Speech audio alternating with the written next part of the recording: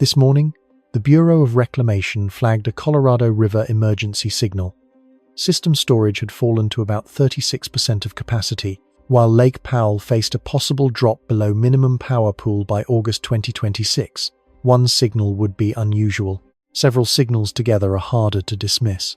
Federal reservoir projections showed Lake Powell nearing the point where Glen Canyon Dam can no longer generate hydropower normally. Drought.gov was already tracking record-low snowpack across parts of the West. The Colorado River Basin had just come through an abnormally warm March, and downstream, Lake Mead remained inside the operating range where shortage rules are no longer theoretical. But that is not the most dangerous part. The headline is not only that two giant reservoirs are low, the hidden number is legal reaction time.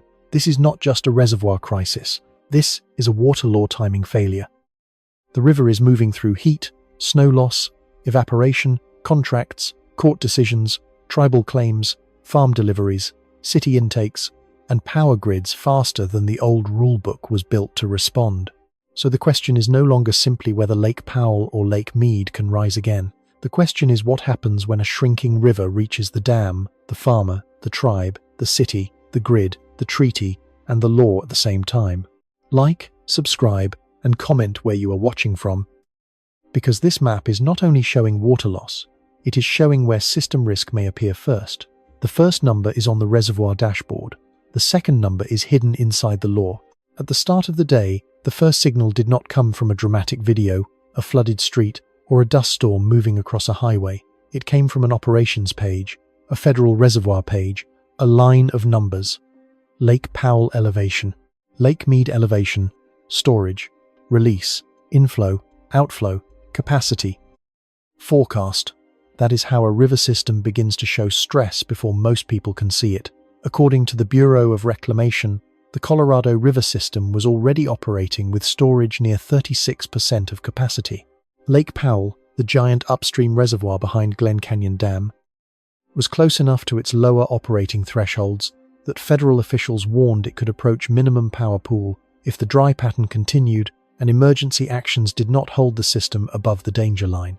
By itself, that would be serious, but it was not alone.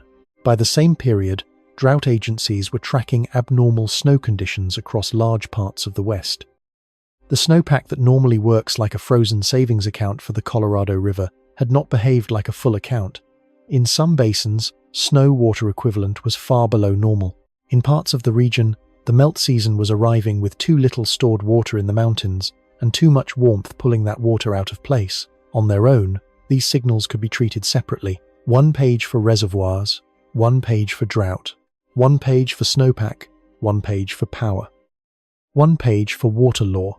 Together, they describe one larger configuration, a river system losing slack. Inside an operations room, the day does not begin with a speech. It begins with screens. The first screen shows the reservoirs. The second shows the forecast. The third shows runoff. The fourth shows planned releases from Lake Powell. The fifth shows Lake Mead, the downstream account that millions of people never see but depend on every day. Then the legal calendar appears. That is when the room changes, because Lake Powell and Lake Mead are not just bodies of water, they are operating instruments. They store water, generate power, buffer drought, support farms, feed city systems, regulate downstream deliveries, and hold together a century of legal promises. When those reservoirs fall, the loss is not only physical, it becomes administrative. It becomes political, it becomes legal. The map shows water, the operations room shows time. The first zone of concern is Lake Powell. It sits upstream in the red rock canyons of the Colorado Plateau, and it receives the river after mountain snowpack becomes runoff. Powell is not only storage, it is the reservoir that gives Glen Canyon Dam the head pressure needed for hydropower and controlled releases. If the water level falls too low, the dam does not simply become a smaller version of itself, it begins to lose normal operating options. Federal officials have described the critical threshold in plain operational language. If Lake Powell drops below about 3,490 feet, Glen Canyon Dam reaches minimum power pool. Below that line, hydropower generation is no longer normal. Water can still pass downstream, but the system must rely more heavily on river outlet works. That changes the flexibility of releases. It changes power generation. It changes downstream confidence. That is why the number is not only a lake level, it is a switch. Above the threshold, the dam behaves like the system it was designed to be. Below the threshold, the system enters a different operating state. The second zone of concern is Lake Mead.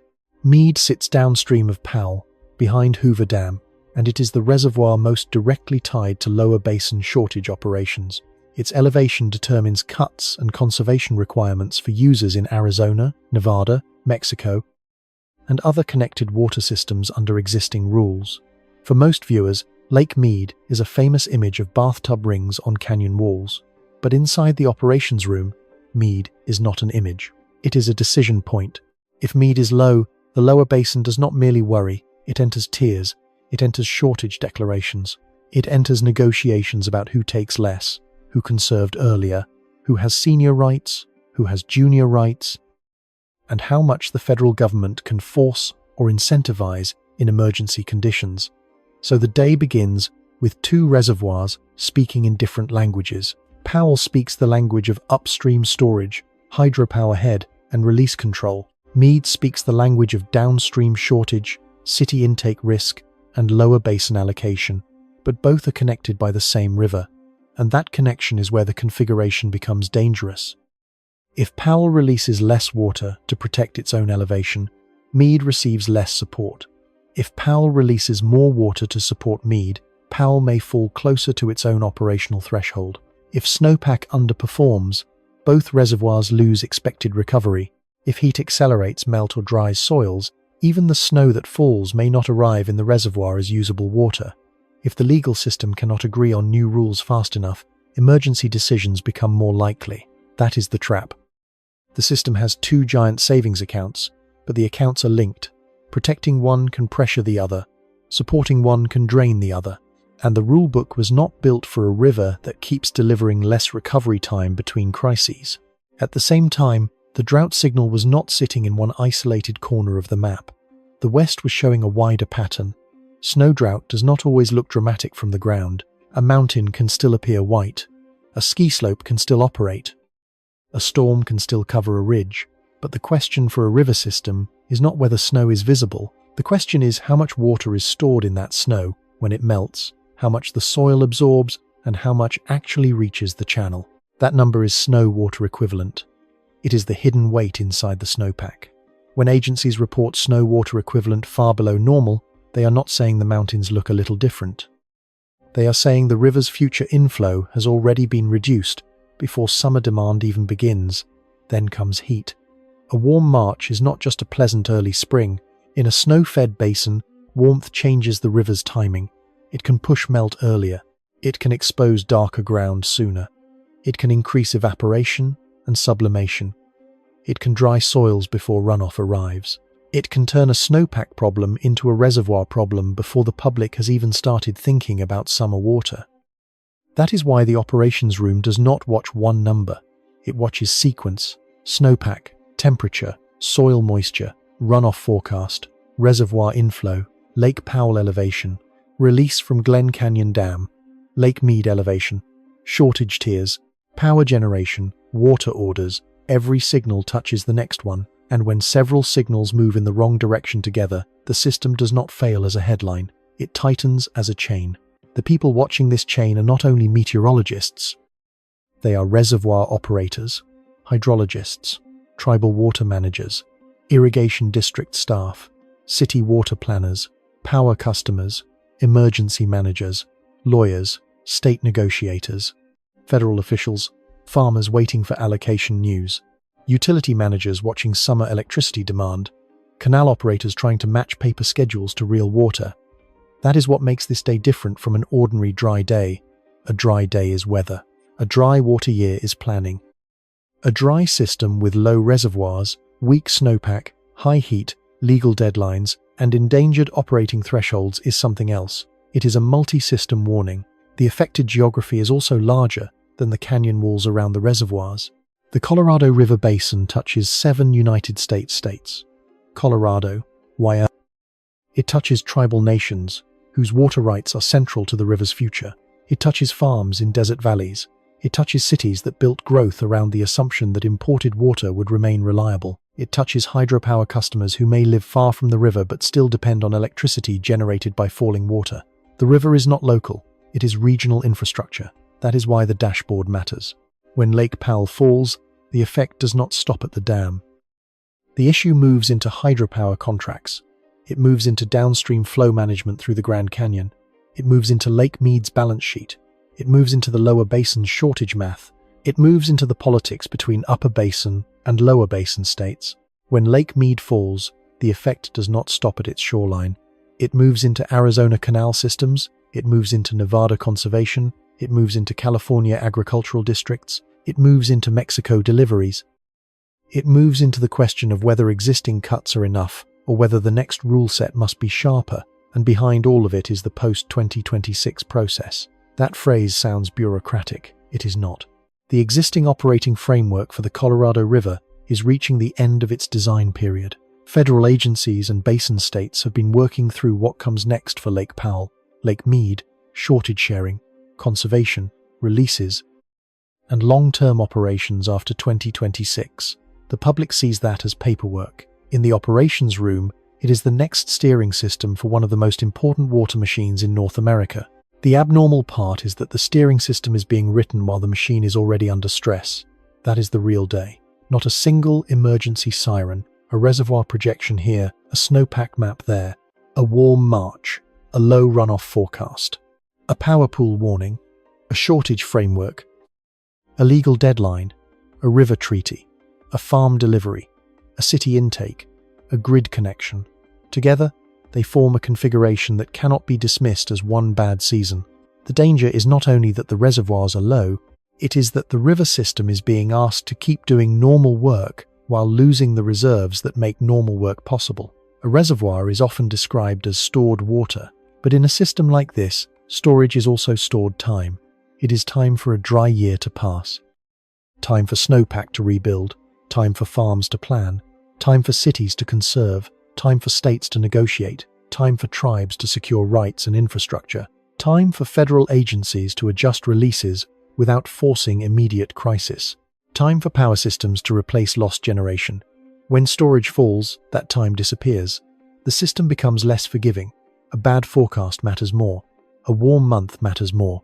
A failed snowpack matters more. A delayed agreement matters more. A disagreement between states matters more. That is how a water system moves from shortage into fragility. Not all at once, not with one dramatic collapse. It happens when each buffer gets thinner and every decision starts to carry more weight than it did before. The day in the operations room is therefore not about panic. It is about narrowing options. If inflow improves, managers gain room. If conservation holds, the reservoirs gain room. If states agree on durable rules, the legal system gains room. If heat intensifies and snowpack misses again, the room shrinks. That is the dashboard story. Not doom, compression. The river is still flowing. The dams are still standing. The cities are still receiving water. The farms are still planting in many places. The power grid has not gone dark because of one reservoir number. The system is not gone, but it is carrying more load with less margin. And that is the condition that matters. Because when an operating system has margin, it can absorb mistakes. It can survive a dry year. It can bridge disagreement. It can take a bad forecast and wait for the next storm. But when margin is gone, the same dry year becomes a legal fight. The same forecast becomes an emergency meeting. The same warm month becomes a release problem. The same reservoir decline becomes a power risk. That is why this day is abnormal. The warning is not coming from one place. It is coming from the alignment of places. The mountains are speaking through snowpack. The reservoirs are speaking through elevation. The dams are speaking through operating thresholds. The farms are speaking through planting decisions. The cities are speaking through demand forecasts. The tribes are speaking through unresolved rights and infrastructure needs. The federal government is speaking through emergency planning. The law is speaking through deadlines. And the river is speaking through the simplest signal of all. There is less usable water in the system than the old assumptions expected. That sentence is the center of the operations room. Everything else is a consequence. Because once the river delivers less than the system was built to divide, the conflict changes. The question is no longer only how to allocate abundance. It becomes how to allocate shortage without breaking the machinery that delivers water at all. That is why the most important image is not the empty shoreline, it is the dashboard. A dashboard does not show fear, it shows variables. And the variables are lining up in a way that tells operators, lawyers, farmers, utilities, and cities the same thing. The system is losing slack before the next rulebook is fully in place. But the number everyone sees first is still the reservoir number. It is big, it is visible, it is easy to repeat, and it is not enough. Because 36% storage is not just a measurement, it is the first door into a deeper failure. 36% sounds like a number that belongs in a report. It does not sound like a warning you can feel. That is the problem with reservoir storage. It turns a living system into a percentage. It makes the Colorado River look like a battery icon on a screen, as if the only question is how much charge remains before someone plugs it back in. But a river is not a phone. A reservoir is not a simple tank, and 36% is not just 36%. According to the Bureau of Reclamation, Colorado River system storage had fallen to about 36% of capacity. That number is the headline because it is large enough to be understood quickly and low enough to be alarming. It tells the public that the biggest savings accounts in the West are not close to full. It tells water managers that the system no longer has the cushion it once had. It tells farmers, cities, tribes, utilities, and states that the old assumption of recovery is becoming harder to trust. But the number does more than describe how much water is left. It describes how much time is left. The number is not just storage. It is a calendar being pulled out of position. To understand why, start with what the number is measuring. The Colorado River system includes enormous reservoirs, but the two most important names are Lake Powell and Lake Mead. Powell sits upstream, holding water behind Glen Canyon Dam. Mead sits downstream, holding water behind Hoover Dam. Together, they are the balancing tanks of the river. One catches the snowmelt from the upper basin. The other helps deliver water to the lower basin. They are often shown as blue shapes on a map. In reality, they are operating accounts. Every acre-foot in those accounts has work attached to it. An acre-foot is the amount of water needed to cover 1 acre of land 1 foot deep. In everyday terms, it is often described as enough water to supply multiple households for a year, depending on local use, conservation, climate, and landscaping.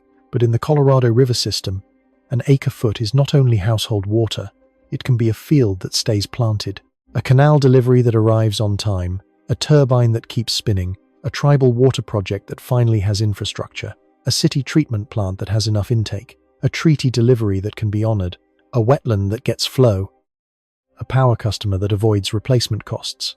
So, when system storage falls to 36%, the missing 64% is not empty space alone. It is missing flexibility. It is missing recovery. It is missing room for mistakes. A full reservoir system can hide a bad year. It can absorb a weak snowpack, a dry spring, a warm summer, and a difficult negotiation. A low reservoir system cannot hide as much. It exposes every weakness faster. A forecast error becomes important. A hot month becomes important. A delayed agreement becomes important. A failed conservation target becomes important. That is why 36% is not simply a snapshot. It is a reduced margin. In a normal household budget, a low bank balance does not only mean there is less money, it means every bill becomes sharper. The rent, the car repair, the medical expense, the late paycheck, the grocery trip, all of them carry more risk because the buffer has shrunk. The Colorado River is similar, except the bills are water deliveries, hydropower demand, evaporation losses, legal obligations, farm schedules, city growth, and ecological needs. A river system with high storage can argue slowly. A river system with low storage cannot. Lake Powell makes that point first. Powell is not only a reservoir that stores upper basin runoff, it is the reservoir that gives Glen Canyon Dam enough height, or hydraulic head, to generate hydropower and control releases in the way the dam was designed to operate. When the lake is higher, water pushes through the system with more usable force. When the lake falls, that force weakens. At a certain point, the issue is no longer how much water is in the reservoir. The issue is whether the dam can still move water through its normal power-generating path. That is why minimum power pool matters. Federal officials have warned that if Lake Powell drops below about 3,490 feet, Glen Canyon Dam reaches the elevation where normal hydropower generation is no longer available. Water does not vanish at that level. The reservoir does not become dry, but the machinery changes state. Water may still be released downstream, but through different outlet works, with less flexibility and more concern about operational stress. That is the kind of threshold the public often misses. A reservoir can look huge and still lose function. A lake can still hold water and still cross an operating line. A dam can still stand and still become less useful. The visible image is the bathtub ring on the canyon wall. The operational image is the turbine losing head. That is the headline number becoming physical. Lake Mead tells the same story from the downstream side. Mead is the reservoir most tied to lower basin shortage operations. Its elevation helps determine how much water must be reduced for certain users under existing rules. To the public, Mead's falling shoreline is a symbol. To the lower basin, it is a trigger. It can shift Arizona's available water. It can affect Nevada's planning. It can place more pressure on conservation agreements. It can shape Mexico deliveries. It can force new urgency into negotiations with California, which holds powerful senior water rights in parts of the system. That means Mead's level is not just a lake level, it is a legal signal. It says whether the shortage framework is entering a deeper tier. It says whether previously agreed cuts are enough. It says whether emergency conservation has bought time or merely delayed the next decision. It says whether the lower basin can keep managing a shrinking supply through rules written for a different hydrologic era. Together, Powell and Mead turn 1% into a system feeling. 36% is the number on the page, but outside the page, it becomes a farmer checking an allocation letter before ordering seed. It becomes a city water manager deciding whether voluntary conservation is still enough. It becomes a utility planner asking how much hydropower can be counted on in summer. It becomes a tribal government asking whether legal rights mean anything without pipes, pumps, and funding. It becomes a canal operator trying to match a delivery schedule to a river that has already underperformed. The number becomes decisions, and decisions are where the system starts to feel real. There is another reason the headline number matters.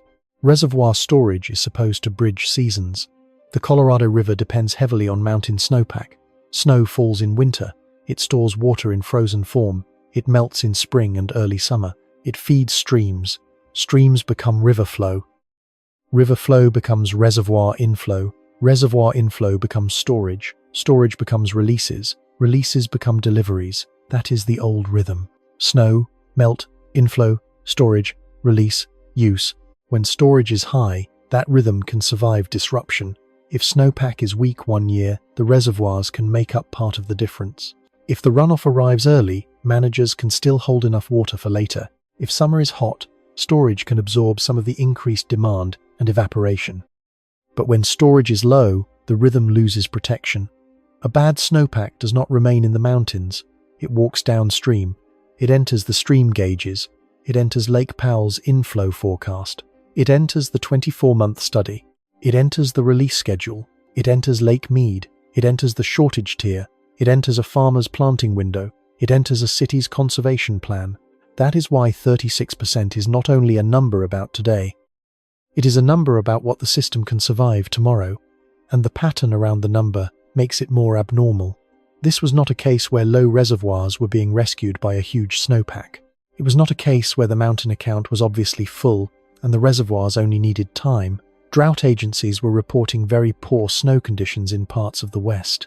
The Colorado River Basin had experienced an abnormally warm March. Federal runoff outlooks were pointing to weak inflow. The expected refill signal was not strong enough to erase concern. That matters because the public often thinks of drought as a dry landscape.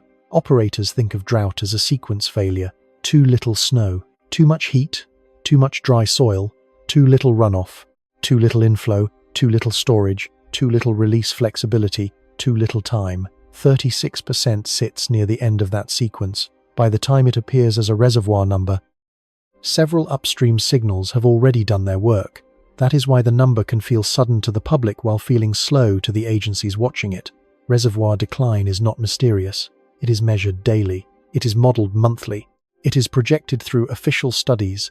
It is discussed in technical meetings before it becomes a public headline. But even with all that measurement, the system can still be caught in a bind, because measurement is not the same as authority. Forecasting water is not the same as cutting use. Seeing the curve is not the same as changing the law. This is where the headline number begins to point toward the hidden number. A low reservoir can be measured immediately.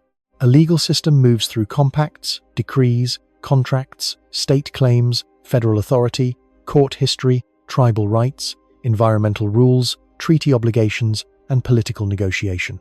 Water level can fall every day. Law does not update every day. That mismatch is the real pressure behind the percentage. The West built much of its modern water system around the idea that reservoirs could turn a variable river into a managed one. They would catch wet years, buffer dry years, and create reliability. That idea worked well enough to build cities, farms, power systems, and economies. It made the desert look more stable than it was. It allowed legal promises to feel physical because the reservoirs were there to back them up. But storage is not magic.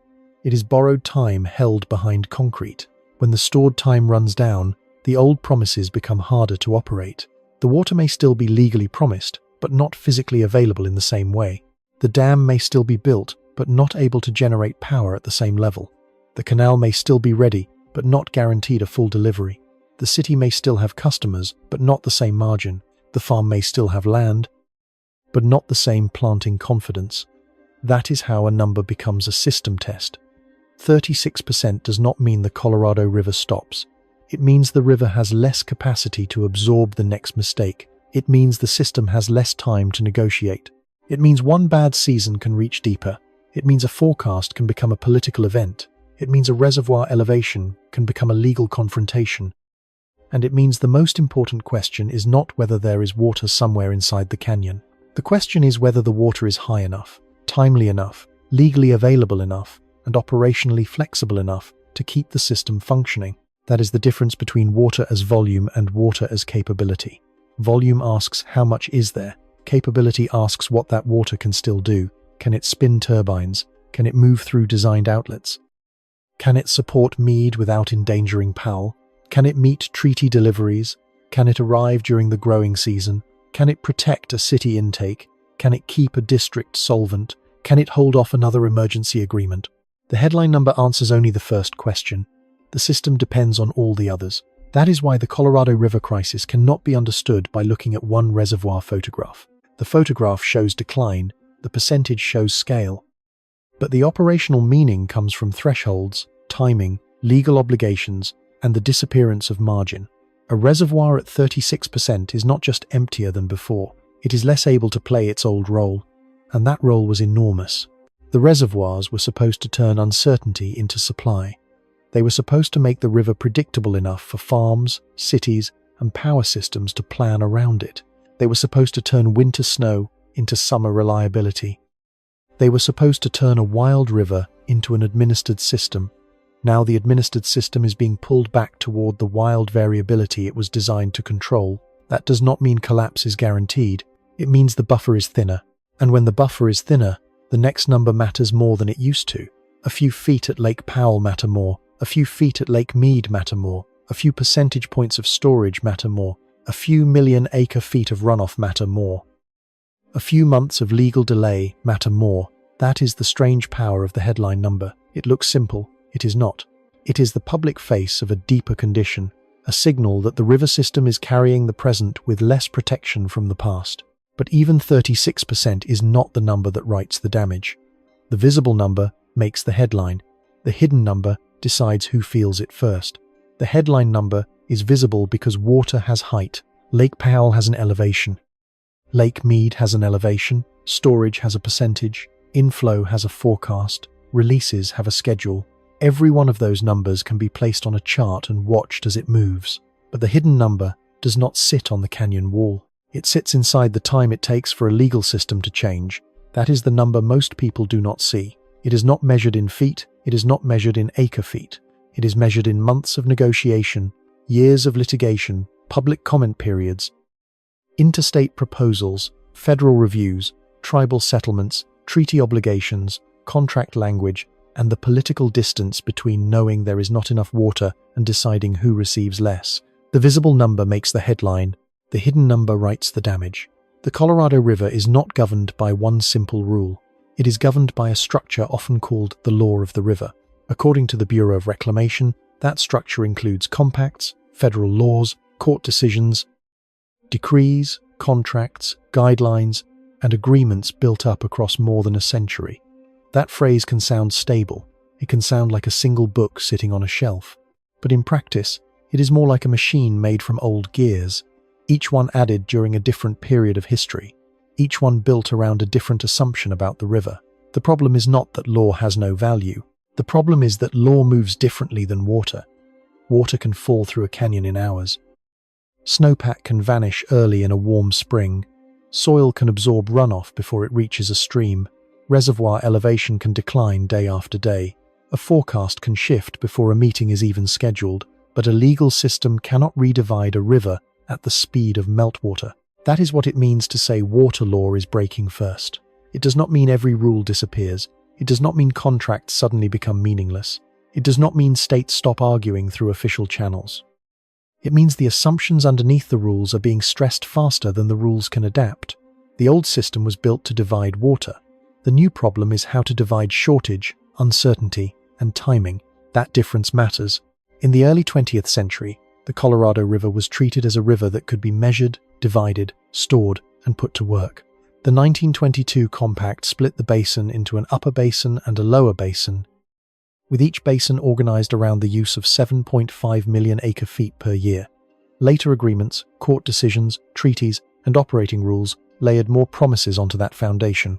Cities grew, farms expanded, dams rose, canals crossed deserts, power contracts formed, water rights became property, politics, and identity. For decades, the reservoirs helped the law feel real. If the river underperformed, stored water could cover part of the gap. If one year was dry, a previous wet year might still be sitting behind concrete.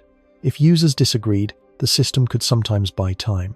Storage acted like a translator between the physical river and the legal river, but when storage falls, that translator weakens.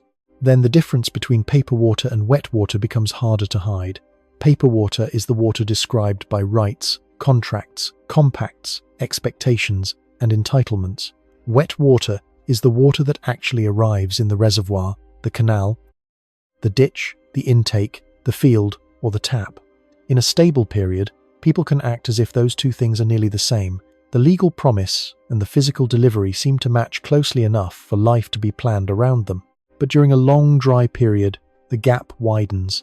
A right may still exist, a contract may still exist, a city may still have a plan, a farm may still have land, a tribe may still have a legally recognized claim, a treaty may still require delivery.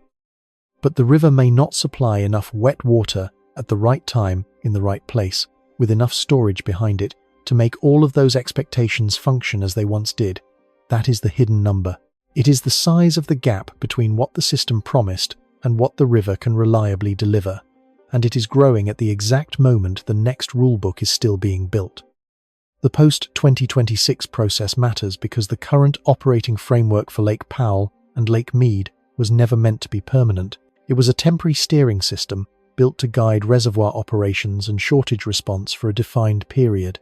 Now that period is ending. Federal agencies, basin states, tribes, water districts, conservation groups, power interests, agricultural users, cities, and Mexico are all connected to what comes next.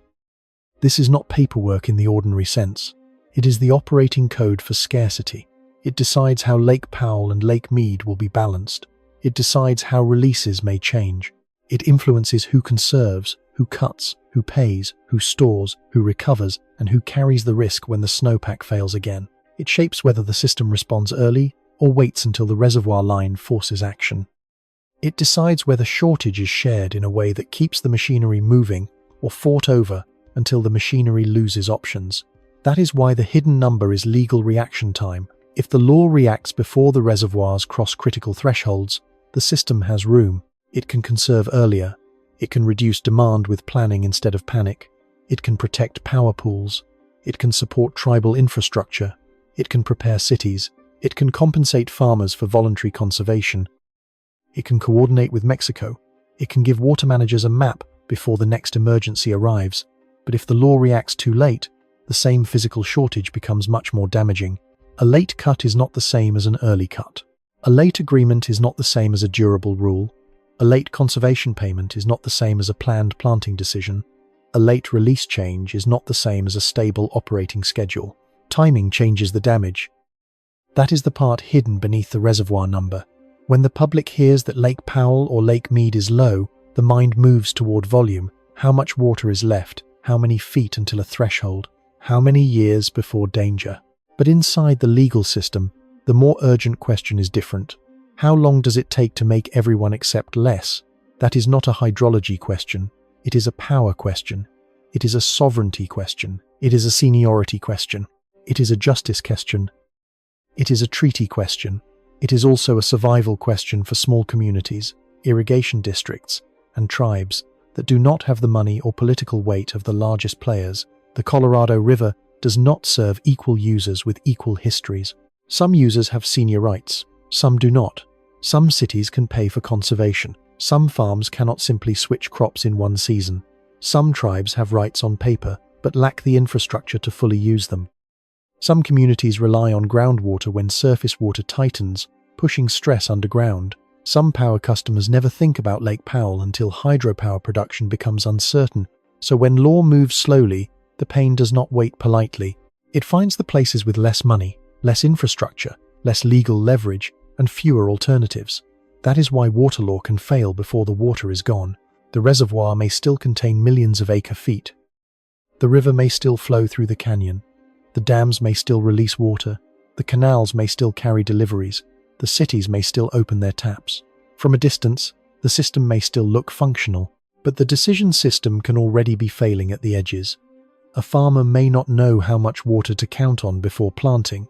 A tribal nation may still be waiting for infrastructure that would make its rights real. A city planner may not know whether conservation rules will remain voluntary. A hydropower manager may not know how much generation to rely on. A state negotiator may know cuts are needed, but not know whether the other states will accept the same burden. The hidden failure begins before the visible collapse. It begins as uncertainty. Uncertainty is expensive. It changes behavior even before a canal runs dry. It makes farmers hesitate. It makes banks question loans. It makes water districts delay infrastructure. It makes cities prepare rate changes. It makes power utilities look for replacement energy. It makes lawyers sharpen positions. It makes states defend their claims more aggressively. It makes every actor wonder whether cooperation will protect them or punish them. That is the danger of a timing failure. If the system waits until the physical threshold is obvious, cooperation becomes harder, not easier. By then, every side can point to the same low reservoir and say the emergency proves its own position. The upper basin can point to hydrology and say the river is producing less. The lower basin can point to use and say existing deliveries support cities and agriculture. Senior users can point to priority. Junior users can point to necessity. Tribes can point to promises delayed for generations. Mexico can point to treaty obligations. Environmental managers can point to ecosystems already under stress. Everyone can be right about something, and the river can still be too low. That is the brutal part of the hidden number. It is not only about facts, it is about alignment. The system must align physical water, legal authority, political consent, infrastructure, financing, and timing. If any one of those pieces lags behind the others, the whole response slows. The water does not wait for alignment. It keeps moving through heat, soil, reservoirs, turbines, canals, and evaporation. This is why the phrase critical level can be misleading. A critical level is not only a line on Lake Powell or Lake Mead, there is also a critical level in the law. It is reached when delay removes options that once existed. A reservoir threshold can be crossed in feet.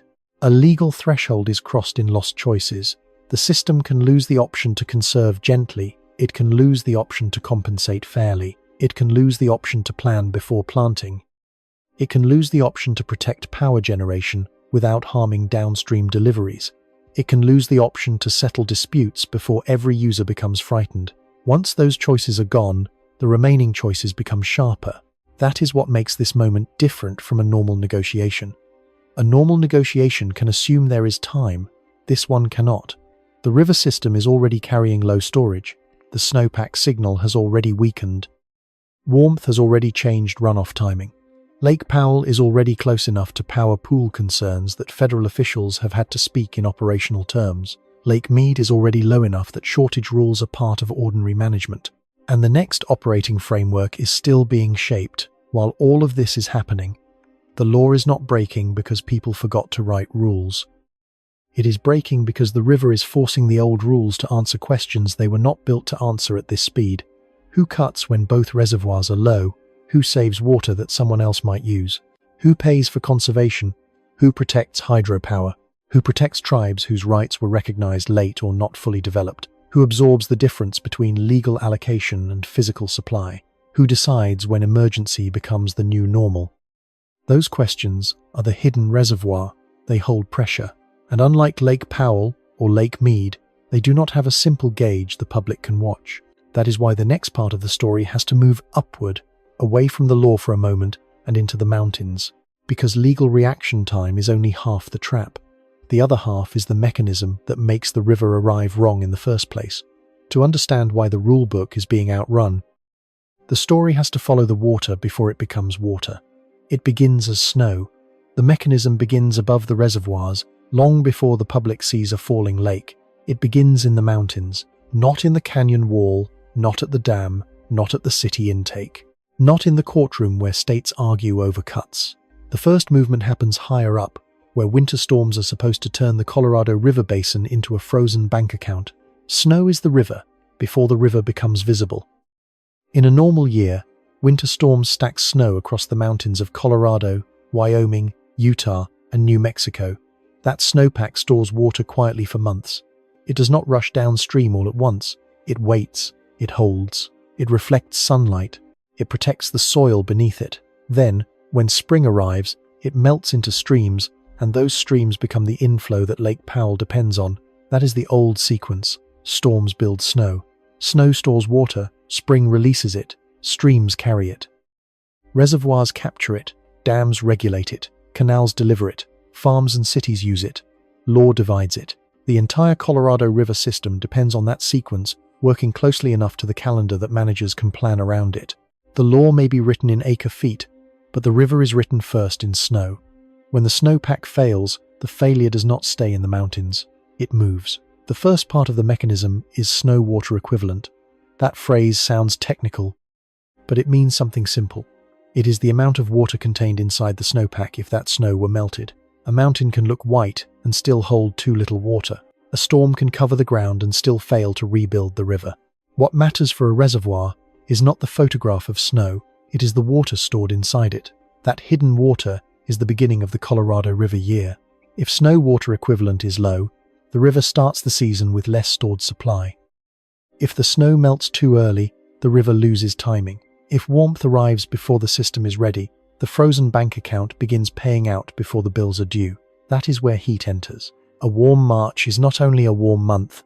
In a snow-fed basin, a warm March can reach into the snowpack and change the future river. It can begin melting snow earlier.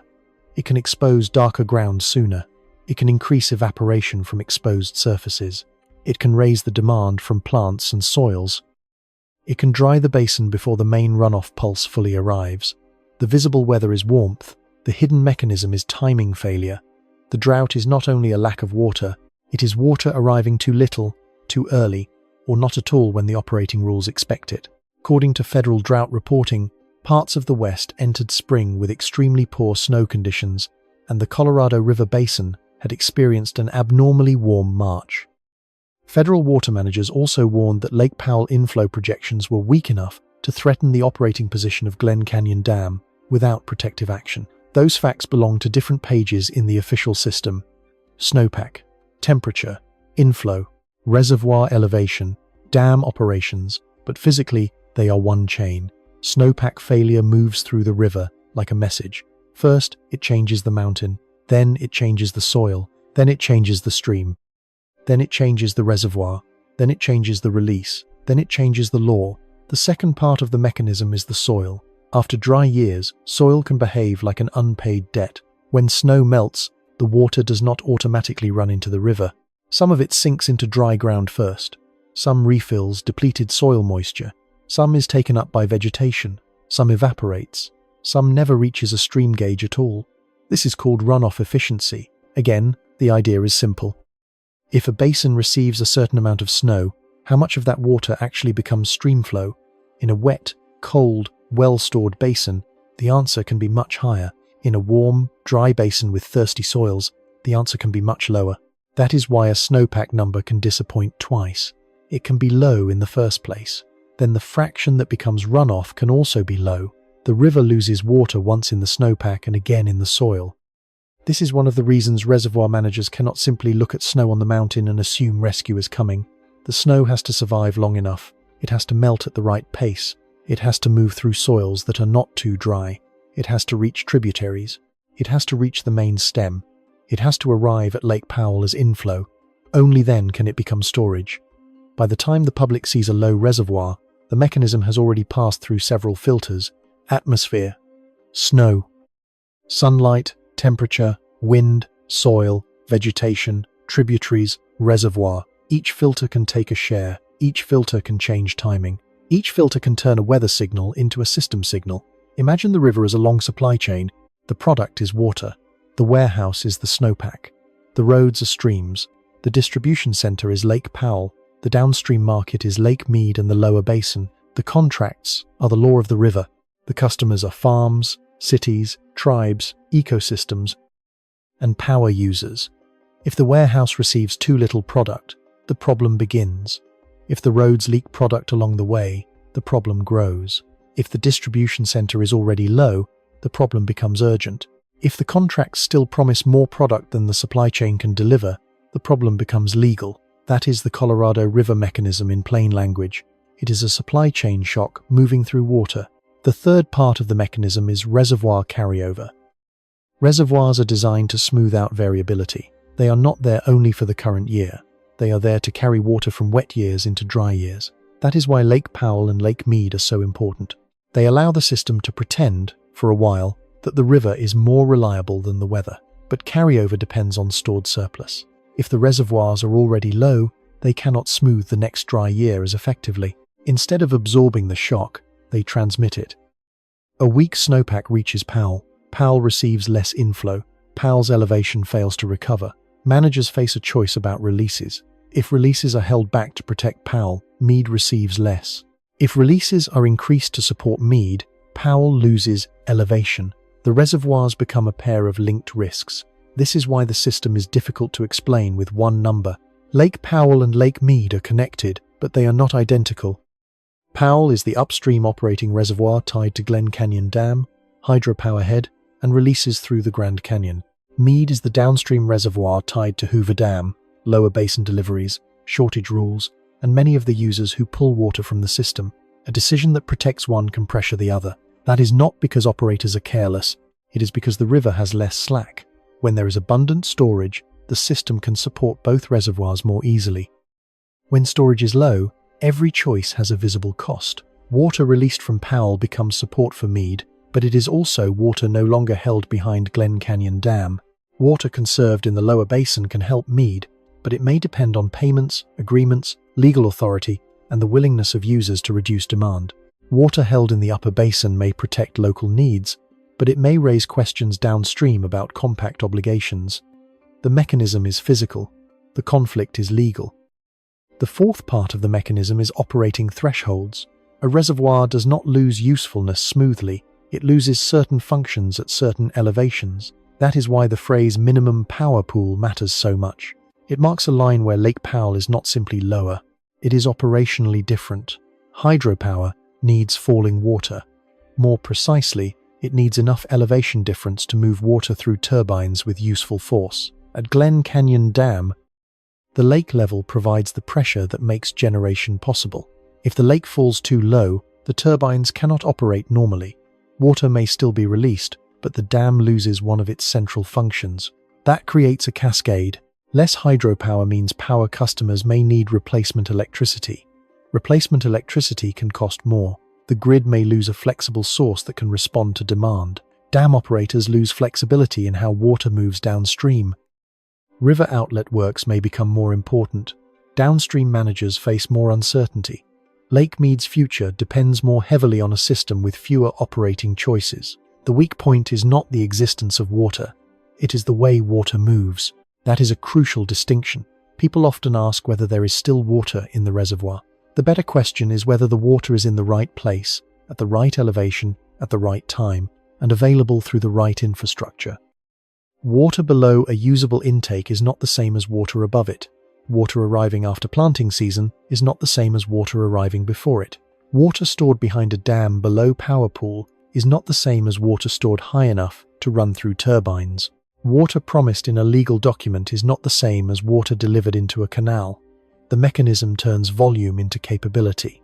Then it removes capability piece by piece. This is why a reservoir crisis is not only about emptiness. It is about function. At every step, the system asks what the water can still do.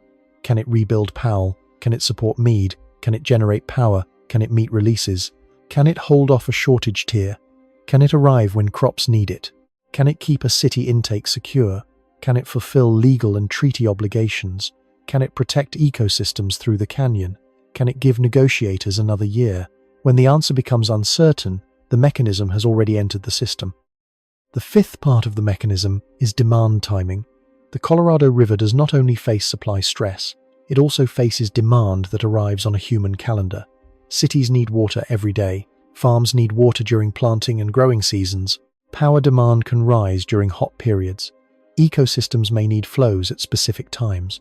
Treaty deliveries operate through schedules. Reservoir operations are planned through studies and release targets. So when the natural calendar shifts, the human calendar does not automatically shift with it. If snow melts earlier, it may arrive before peak irrigation demand. If heat increases, crops and cities may need more water at the same time. Supply is weakening. If reservoirs do not recover enough by summer, managers enter the highest demand season with less stored protection. If legal agreements lag behind hydrology, demand reductions may come too late to prevent sharper emergency measures. That is how the mechanism moves from the atmosphere into society. It does not arrive as one dramatic wall of water or one sudden dry tap. It arrives as mismatch. The mountain releases water on a changed schedule. The reservoir receives less than expected.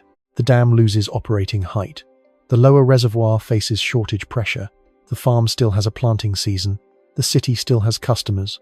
The grid still has heat demand. The law still has process. The mismatch is the disaster signal. Not because everything has failed already, but because everything is being asked to coordinate under less margin. The sixth part of the mechanism is feedback. Low reservoirs can worsen the system's exposure.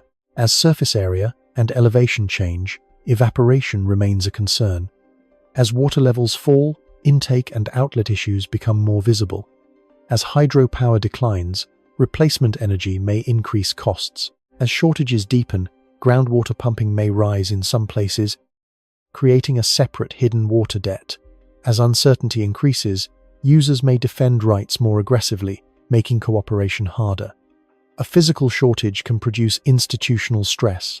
Institutional stress can slow physical response. That loop is dangerous. A basin with strong trust can conserve earlier. A basin with low trust may wait for legal force. A system with clear rules can act before thresholds. A system with disputed rules may postpone action until the reservoir itself becomes the judge. When the reservoir becomes the judge, the options are already fewer. That is why the water law timing failure is part of the mechanism, not separate from it. The hydrology pushes the law. The law shapes operations. Operations shape reservoir levels. Reservoir levels shape the next legal fight. Everything feeds back, and the river keeps moving. This is also why the West's two giant reservoirs are not only water storage, they are information storage. Their levels tell the system what the last several years have already done. A reservoir does not only reflect today's weather, it reflects years of inflow, years of releases, years of demand, years of evaporation, years of conservation, years of delayed decisions. When Lake Powell is low, it is not only saying this year is dry, it is saying previous years did not rebuild enough. When Lake Mead is low, it is not only saying the lower basin is stressed, it is saying past shortages and conservation were not enough to restore large margin. The reservoirs remember. That memory is now being read by the law. But memory is not the same as recovery. A wet month can help. A strong snow year can help. Conservation can help. Emergency releases from upstream reservoirs can help. New rules can help. But the mechanism becomes more difficult when the system depends on repeated rescue rather than restored margin. That is the difference between managing drought and living inside a new baseline. Managing drought assumes the system will recover after a bad period.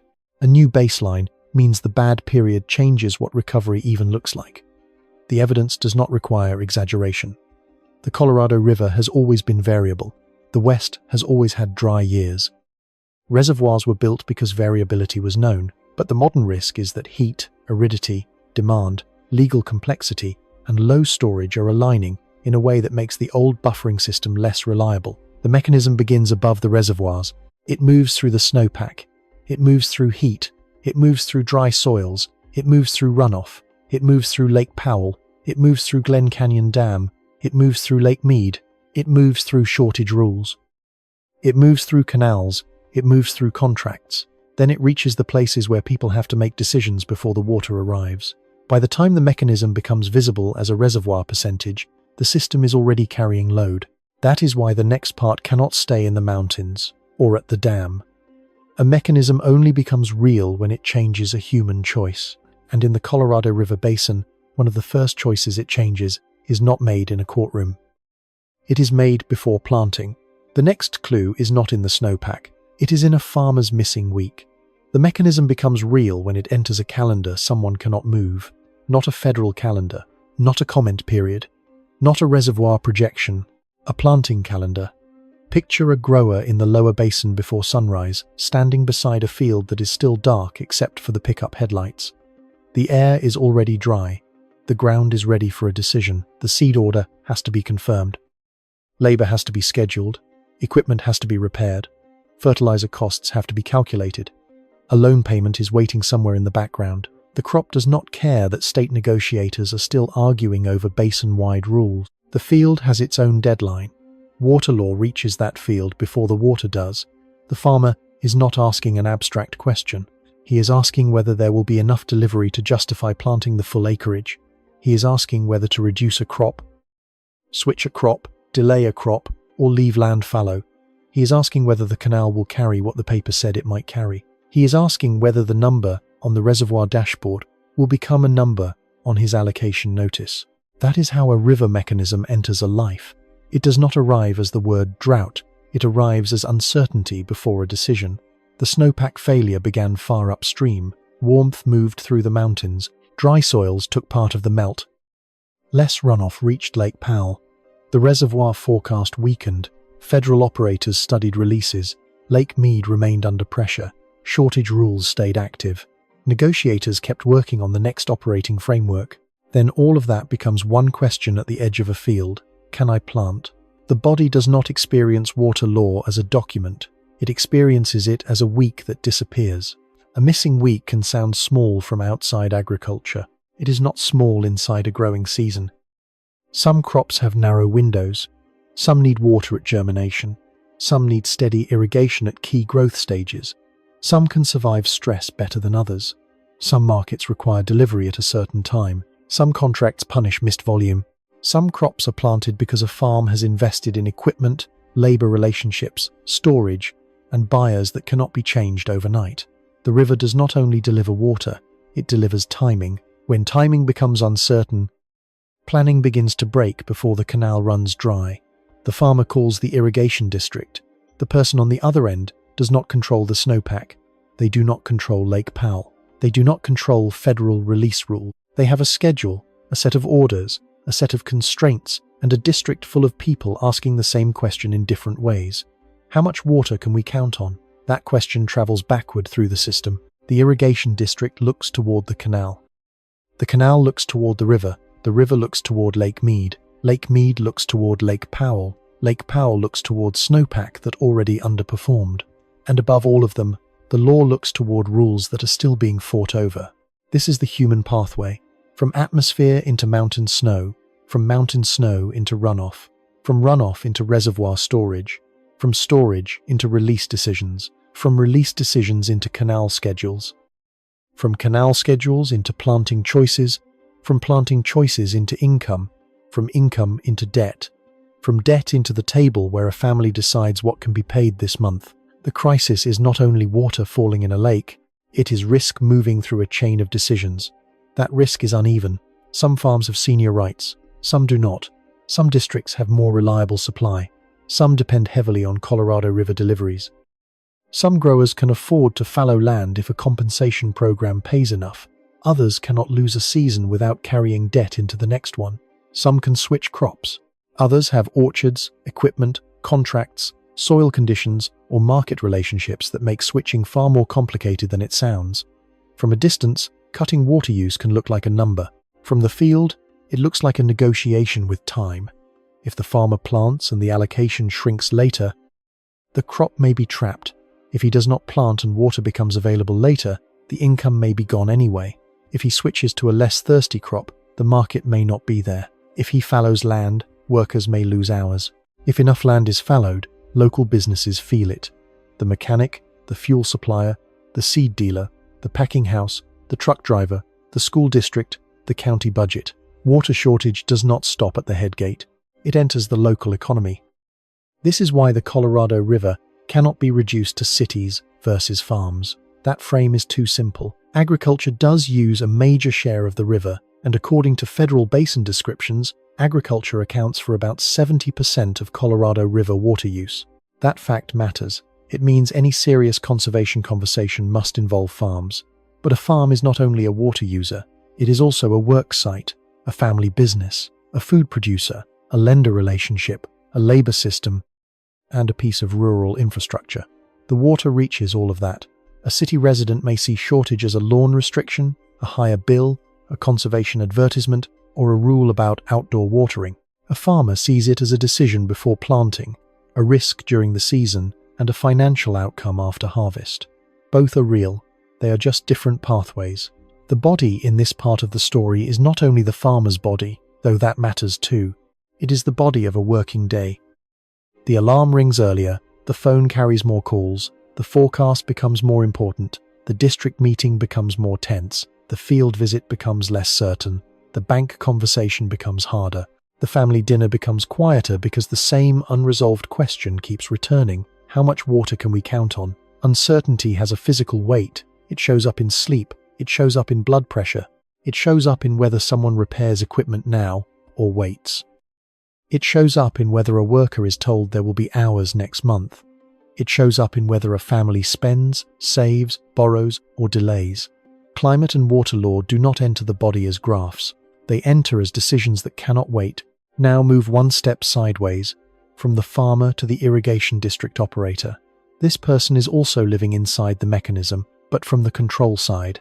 Their day begins with orders. Which gates need adjusting? Which laterals are scheduled? Which customers have priority?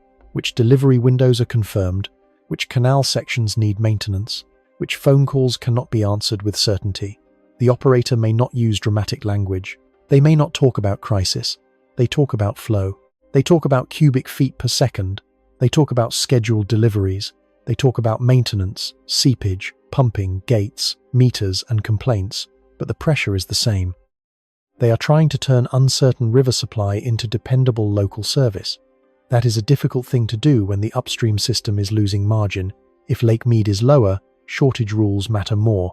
If Lake Powell releases are constrained, Mead's future matters more. If conservation is negotiated late, district planning becomes harder.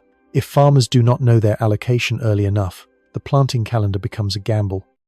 The operator becomes the translator between a giant legal hydrologic system and a human being who needs an answer by Friday.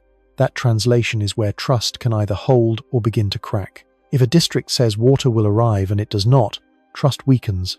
If a district says water will be cut and later the rules change, planning still suffers. If federal and state agencies send unclear signals, local systems absorb the confusion. If emergency conservation programs arrive late, the people who might participate may have already planted. That is why timing matters more than slogans. A planned reduction is hard. A late reduction can be destructive. The same amount of water saved can have very different human consequences depending on when the decision is made. Save water before planting, and a farmer may have options. Save water after planting, and the crop may already be committed. Announce a program early, and people can plan. Announce it late, and it becomes a scramble. This is the difference between conservation as strategy and conservation as shock. The Colorado River system is now testing that difference. It is tempting to imagine the human impact only at the moment the tap stops or the canal dries. But most damage begins earlier. It begins when confidence drains out of the schedule. It begins when nobody knows whether this year is manageable or the start of a deeper cut. It begins when people cannot tell whether a rule will be temporary, permanent, voluntary, mandatory, compensated, litigated, or delayed. The water is physical, the uncertainty is social. Together, they shape behavior. A farmer may plant less to reduce exposure. A city may invest more in conservation or alternative supply. A district may delay capital improvements. A tribe may push harder for infrastructure that turns rights into wet water. A state may take a tougher negotiating position. A power utility may plan for reduced hydropower. Each decision makes sense from inside its own risk. But together, they can also make the system harder to coordinate. That is the hidden danger of a water law timing failure. When the rulebook is unclear, every actor protects itself. Self-protection is rational.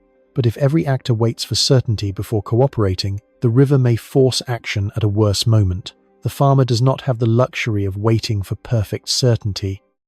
The crop window closes, the soil warms, the labor schedule moves, the market keeps going, the payment date approaches, the canal order must be placed. The season does not pause because the basin is negotiating. This is where the reservoir crisis becomes intimate. A line on Lake Powell becomes a question in a kitchen. A line on Lake Mead becomes a district meeting. A federal release decision becomes a crop choice. A compact dispute becomes a worker's paycheck. A snowpack failure becomes a missing week. The human pathway is not sentimental, it is operational. The system moves through people because people operate the system. They open gates, they file notices, they plant fields, they approve budgets, they treat water, they maintain pumps, they repair canals, they negotiate contracts, they make decisions under uncertainty with imperfect information. That is why the human story is not separate from the infrastructure story.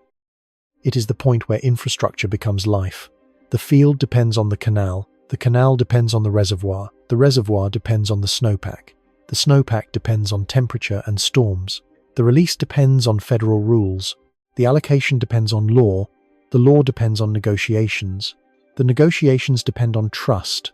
The trust depends on whether past promises can still be made real. When one part weakens, the rest feels it. The farmer may never visit Glen Canyon Dam. He may never stand on the rim above Lake Powell. He may never read the full post-2026 environmental document. But the dam, the reservoir, and the rulebook can still enter his field before the first seed goes into the ground. That is the power of a system. Distance does not prevent connection, and in this system the connection is water. By afternoon, the grower has to decide. Maybe he cuts acreage. Maybe he waits a few days. Maybe he calls the bank. Maybe he asks the district again for a number no one can guarantee. Maybe he plants because not planting feels worse. Maybe he signs up for fallowing if the payment is enough. Maybe he gambles that the river will hold. From the outside, none of this looks like a disaster. The field is still there. The canal is still there. The tractor still starts. The sky may even be clear. But the mechanism has already arrived. It arrived as hesitation. It arrived as a missing week. And the next weak point is smaller than most people think. It is not the whole Colorado River. It is not even both giant reservoirs at once. It is a threshold inside one dam, where water can still exist but the system can lose the way it was designed to move it. The weak point is not the whole Colorado River. The weak point is not even both reservoirs together. The weak point is a line inside Lake Powell, a specific elevation behind Glen Canyon Dam, where the system begins to lose one of the things it was built to do: minimum power pool. That phrase sounds technical, almost harmless. It does not sound like a failure point for a regional water system. It does not sound like something that can reach farms, cities, power customers, river ecosystems, and legal negotiations across the West. But it can. At Glen Canyon Dam, water is not only stored, it is positioned. The height of the water matters because hydropower depends on falling water moving through turbines with enough force to generate electricity. The lake above the dam creates pressure. Engineers call it hydraulic head. In plain language, the higher the water stands behind the dam, the more useful force the dam can draw from it. When the lake falls, that force declines. At about 3,490 feet above sea level, Lake Powell reaches what federal officials call minimum power pool. Below that elevation, Glen Canyon Dam can no longer generate hydropower normally. The water has not disappeared. The reservoir has not become an empty canyon. The dam has not collapsed. But the system has crossed a functional threshold. That is what makes this weak point so important. Water can still be in the reservoir, and the system can still lose the way it was designed to move that water. The public usually imagines reservoir danger as emptiness, a dry lake bed, a cracked shoreline, a boat ramp hanging above the water, a white bathtub ring around canyon walls. Those images are real, and they are powerful, but they are not the whole story. The more dangerous operational story is that a reservoir can lose function before it loses all water. That is the hidden weakness. A giant reservoir can fail in stages. First, it loses comfort, then it loses margin, then it loses flexibility. Then it loses functions. Minimum power pool is one of those function lines. Above that line, Glen Canyon Dam can move water through its power plant in the normal way. The release of water downstream can also generate electricity, turning river management into power supply. Below that line, releases may still be possible, but they have to rely more heavily on other outlet works. The system becomes more constrained. The dam becomes less flexible. Operators have fewer ways to balance river flow, downstream needs, reservoir protection, and power production. The weak point is not the concrete. The weak point is the relationship between water height and system function. That relationship is easy to miss because Glen Canyon Dam looks permanent. It is massive. It is curved into the canyon. It holds back one of the largest reservoirs in the United States. It appears to be the opposite of fragile, but infrastructure does not have to break apart to become stressed. Sometimes it only has to be pushed outside the range it was designed around. A bridge can still stand while traffic restrictions change its usefulness. A hospital can still operate while losing beds changes its capacity. A power grid can still run while reserve margin disappears. A canal can still carry water while deliveries become too uncertain to plan around. A dam can still stand while the reservoir behind it falls below the level that makes normal hydropower possible. That is the point. The Colorado River system is not failing because one piece has vanished. It is being tested because the pieces are being forced into narrower operating ranges. Glen Canyon Dam was built in a system that assumed large reservoirs could transform the river's irregular flow into managed reliability. Lake Powell would store upper basin runoff. It would help regulate releases through the Grand Canyon. It would produce hydropower. It would give managers a buffer between mountain snowpack and downstream commitments, but a buffer only works when it has enough depth. When Lake Powell falls toward minimum power pool, the buffer changes from a source of flexibility into a source of risk. If operators release more water downstream to support Lake Mead, Powell falls closer to its own critical threshold. If operators hold back water to protect Powell, Mead receives less support and shortage pressure can deepen downstream. If the snowpack fails to rebuild Powell, the next year begins with even less margin. If the law cannot settle shortage sharing fast enough, the reservoirs themselves begin forcing decisions. That is the bind. The dam is not only a wall, it is a hinge between hydrology and law. On one side of the hinge are snowpack, runoff, inflow, evaporation, and reservoir elevation.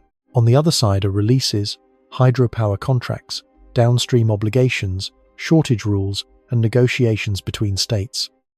When Lake Powell is high, that hinge has room to move. When Powell falls, the hinge tightens. Near minimum power pool, it begins to grind. The first consequence is power. Hydropower from Glen Canyon Dam is not just a symbolic benefit. It has helped supply electricity to public power customers across the region. Hydropower is valuable because it can be flexible, it can respond to demand, it can support grid operations, it can provide electricity without burning fuel at the point of generation. When reservoir levels fall and generation becomes constrained, replacement power has to come from somewhere else. That replacement can cost more. It can change grid planning. It can reduce flexibility during hot periods when electricity demand rises. It can turn a water shortage into a power problem. This is not just a reservoir crisis. This is a water law timing failure, but it is also a grid margin warning. The river does not stop at the shoreline. It enters wires. The second consequence is release control. A dam is not simply a plug, it is a controlled passage. The system depends on being able to release water in planned amounts through appropriate structures at appropriate times. When the normal power plant route becomes unavailable or limited, operators have fewer tools. They may still be able to release water downstream, but the details matter. Which outlet, which capacity, which operational limits, which downstream effects, which maintenance concerns, which flow patterns through the Grand Canyon. A release is not only volume, it is timing, route, and control. If that control becomes less flexible, everyone downstream has to live with more uncertainty. The third consequence is Lake Mead. Lake Powell and Lake Mead are linked by releases from Glen Canyon Dam. Powell is upstream, Mead is downstream. If Powell cannot easily release water without risking its own operational threshold, Mead's future becomes more difficult. If Mead needs support and Powell is too low to provide it safely, the entire balancing logic of the two reservoir system becomes strained. This is why protecting Powell and protecting Mead are not separate missions. They are connected pressures. Mead is where lower basin shortage rules become visible. It is the reservoir tied to Arizona, Nevada, California, Mexico, and large downstream water users. Powell is where upstream storage and hydropower constraints become visible. Between them is a river corridor that carries not only water, but the consequences of every decision made above it. When both reservoirs are low, the system loses the ability to use one reservoir as an easy rescue for the other. That is the danger of linked savings accounts. If one account is low, the other can help. If both are low, every transfer becomes painful. The fourth consequence is ecological and river management uncertainty. The Colorado River through the Grand Canyon is not only a pipe between reservoirs, it is a living river corridor. Flow patterns affect beaches, sediment, temperature, habitat, fish, recreation, and cultural resources. Releases from Glen Canyon Dam have long been managed not only for water deliveries and power, but also for downstream environmental considerations. When reservoir levels fall and operating options narrow, those flow management choices become harder. The river below the dam receives the operational stress from the reservoir above it. This is how infrastructure passes pressure into ecosystems. A low reservoir is not only a storage problem behind the dam, it can change the conditions below the dam, it can change the temperature of released water, it can change the timing of flows, it can change the ability to perform certain management actions, it can narrow the space between water supply, power generation, and environmental goals. Again, the system does not have to collapse to become fragile. It only has to lose options. The fifth consequence is political. Minimum power pool is not only an engineering threshold, it is a negotiation threshold. When Powell approaches that line, every basin actor understands that delay is no longer neutral. Waiting becomes a decision, not cutting demand becomes a decision, not agreeing becomes a decision. Protecting one reservoir at the expense of another becomes a decision. Every proposal is judged against a shrinking physical margin. The reservoir becomes the clock in the negotiating room. This changes the behavior of states and users. The upper basin may argue that its use is limited by hydrology and geography, and that it cannot deliver water that nature does not provide. The lower basin may argue that its cities, farms, and economies rely on established deliveries, and that large reductions must be shared fairly. Senior right holders may insist that legal priority still matters. Junior users may argue that basic community survival must matter too. Tribes may point out that many rights promised or recognized on paper still lack the infrastructure to become usable wet water. Mexico remains tied to treaty obligations and binational agreements. Every claim enters the same room. And the room is smaller because the reservoir is lower. That is what the weak point does. It compresses politics. When Powell was higher, disputes could be stretched across more time. When Powell nears minimum power pool, the argument becomes immediate. Who cuts now? Who saves water now? Who pays now? Who protects power now? Who protects Mead now? Who protects Powell now? Who gets blamed if the threshold is crossed? The sixth consequence is trust. A water system depends on more than law and concrete. It depends on belief that the rules will produce a manageable outcome. Farmers plant because they believe deliveries will arrive. Cities plan because they believe supplies can be managed. Power customers sign contracts because they believe generation has value. States negotiate because they believe the other parties will follow through. Tribes pursue settlements because they believe recognized rights can become real infrastructure. Low reservoirs weaken that belief. A minimum power pool warning weakens it further. Once trust begins to decline, every actor becomes more defensive. Defensive actors may conserve less early because they fear saved water will benefit someone else. They may demand stronger guarantees. They may litigate. They may delay. They may hold on to water because the future feels uncertain. They may refuse voluntary reductions unless compensation is high enough. They may treat every proposal as a threat to their position. That behavior is understandable. It can also make the system harder to repair. A weak point in infrastructure can become a weak point in cooperation. This is why the phrase power pool matters more than it seems. It does not only describe turbines, it describes a point where the physical system begins to remove the easy assumptions from the legal system. The assumption that Powell can support Mead without endangering itself. The assumption that hydropower will remain a steady benefit. The assumption that releases can be shaped with enough flexibility. The assumption that the reservoirs can buy time while negotiations continue. Minimum power pool attacks the assumptions. It says time is no longer free. The seventh consequence is emergency management. When a system has time, decisions can be designed. Conservation programs can be announced early. Farmers can decide before planting. Cities can build tiered restrictions. Tribes can be included more fully. Power replacements can be planned. Environmental flows can be managed with less conflict. States can negotiate from a place of strategy. When a system loses time, decisions become emergency measures. Emergency measures can work, but they usually carry higher cost. They arrive with less fairness, less planning, less trust, and more political resentment. They can reduce water use quickly, but they may not build durable governance. They can keep a reservoir above a threshold for a season, but they may not solve the mismatch that brought the reservoir there. That is the difference between saving a year and rebuilding a system. Glen Canyon's power pool is where that difference becomes visible. A temporary action can hold Powell above the line. Emergency releases from upstream reservoirs can help. Reduced releases to Mead can help Powell. Conservation in the lower basin can help Mead. A strong snow year can help both. None of those tools is meaningless. But if the system depends on emergency tools again and again, the weak point has not gone away. It has become part of the operating model. That is the deeper warning. The Colorado River system was built around the idea that reservoirs would reduce emergency. The reservoirs would smooth the river enough for law, agriculture, cities, hydropower, and growth to operate with confidence. Now the reservoirs themselves are becoming the emergency signal. The weak point is not the whole system. The weak point is the small elevation band where stored water stops performing all its old jobs. This is why the story keeps returning to the same sentence. This is not just a reservoir crisis. This is a water law timing failure. Because if the law could move earlier, the power pool would be less exposed. If demand reductions were settled with enough time, Powell might not have to be protected through last-minute choices. If shortage sharing were durable, Mead could be supported without turning every year into a crisis negotiation. If tribal rights were fully integrated with infrastructure and funding, justice would not be treated as an afterthought in scarcity planning. If hydrology had not shifted so sharply, the old rules might have had more room.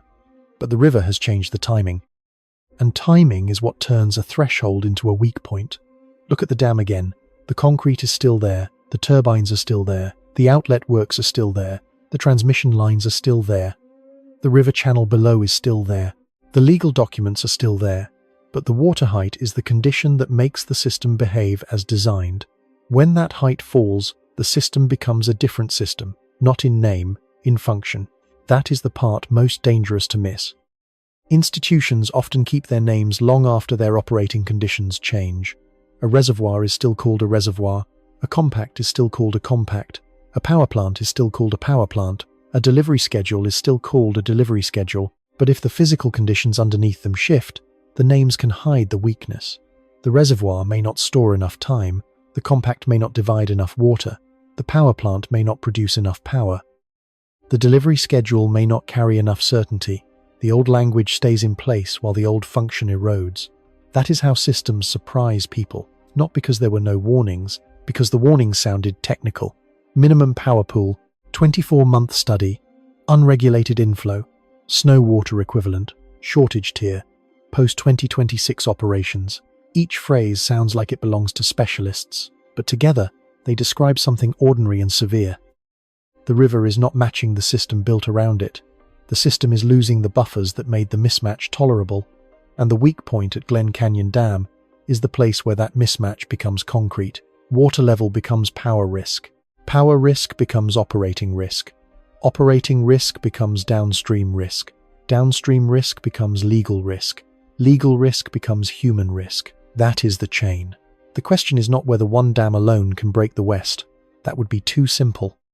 The question is what happens when one dam reveals that the entire system has less margin than its laws, contracts, and expectations still assume.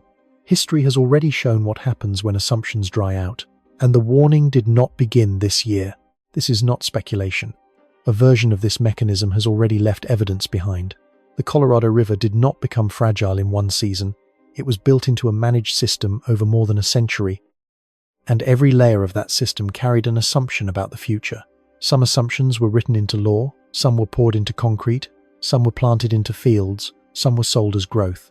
Some were buried inside power contracts, canal schedules, and city plans. The river was never simple, but for a long time, the system behaved as if it could be made predictable enough. The first major assumption was legal. In 1922, the Colorado River Compact divided the basin into an upper basin and a lower basin. Each basin was organized around the use of 7.5 million acre-feet of water per year. On paper, this created order. It gave states a framework. It allowed development to proceed. It turned a contested river into a managed promise. But the compact was built during an era when the river was understood through the records and politics available at the time. Later research and later droughts showed the danger in that foundation. The river could not always deliver what the growing legal system expected from it. The difference between allocation and actual flow did not destroy the system immediately, because reservoirs and infrastructure later helped hide the gap. That is the first precedent. A river can be overpromised long before the public feels shortage. The second assumption was engineering. Hoover Dam rose on the lower river, and Lake Mead filled behind it. The dam changed the meaning of the Colorado River. It was no longer only a river moving through canyons and deserts. It became storage, flood control, hydropower, irrigation supply, urban supply, and national ambition. The dam made the river look governable. Lake Mead became a symbol of control, a giant reserve that could turn dry uncertainty into usable water. Then Glen Canyon Dam came later, creating Lake Powell upstream. Powell gave the system another huge reservoir, another source of hydropower, another buffer, another way to regulate the river between mountain snowpack and downstream demand. Together, Powell and Mead allowed managers to move risk through time. Wet years could be stored, dry years could be cushioned, shortage could be delayed. That delay was powerful. It also taught the system to depend on delay. For decades, the dams made it easier to believe that legal promises and physical water could continue to be reconciled.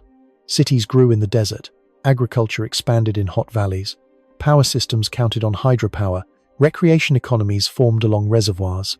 Water agencies built plans around a managed river, not a wild one. The reservoirs became the proof that the law could work, until the reservoirs began to fall.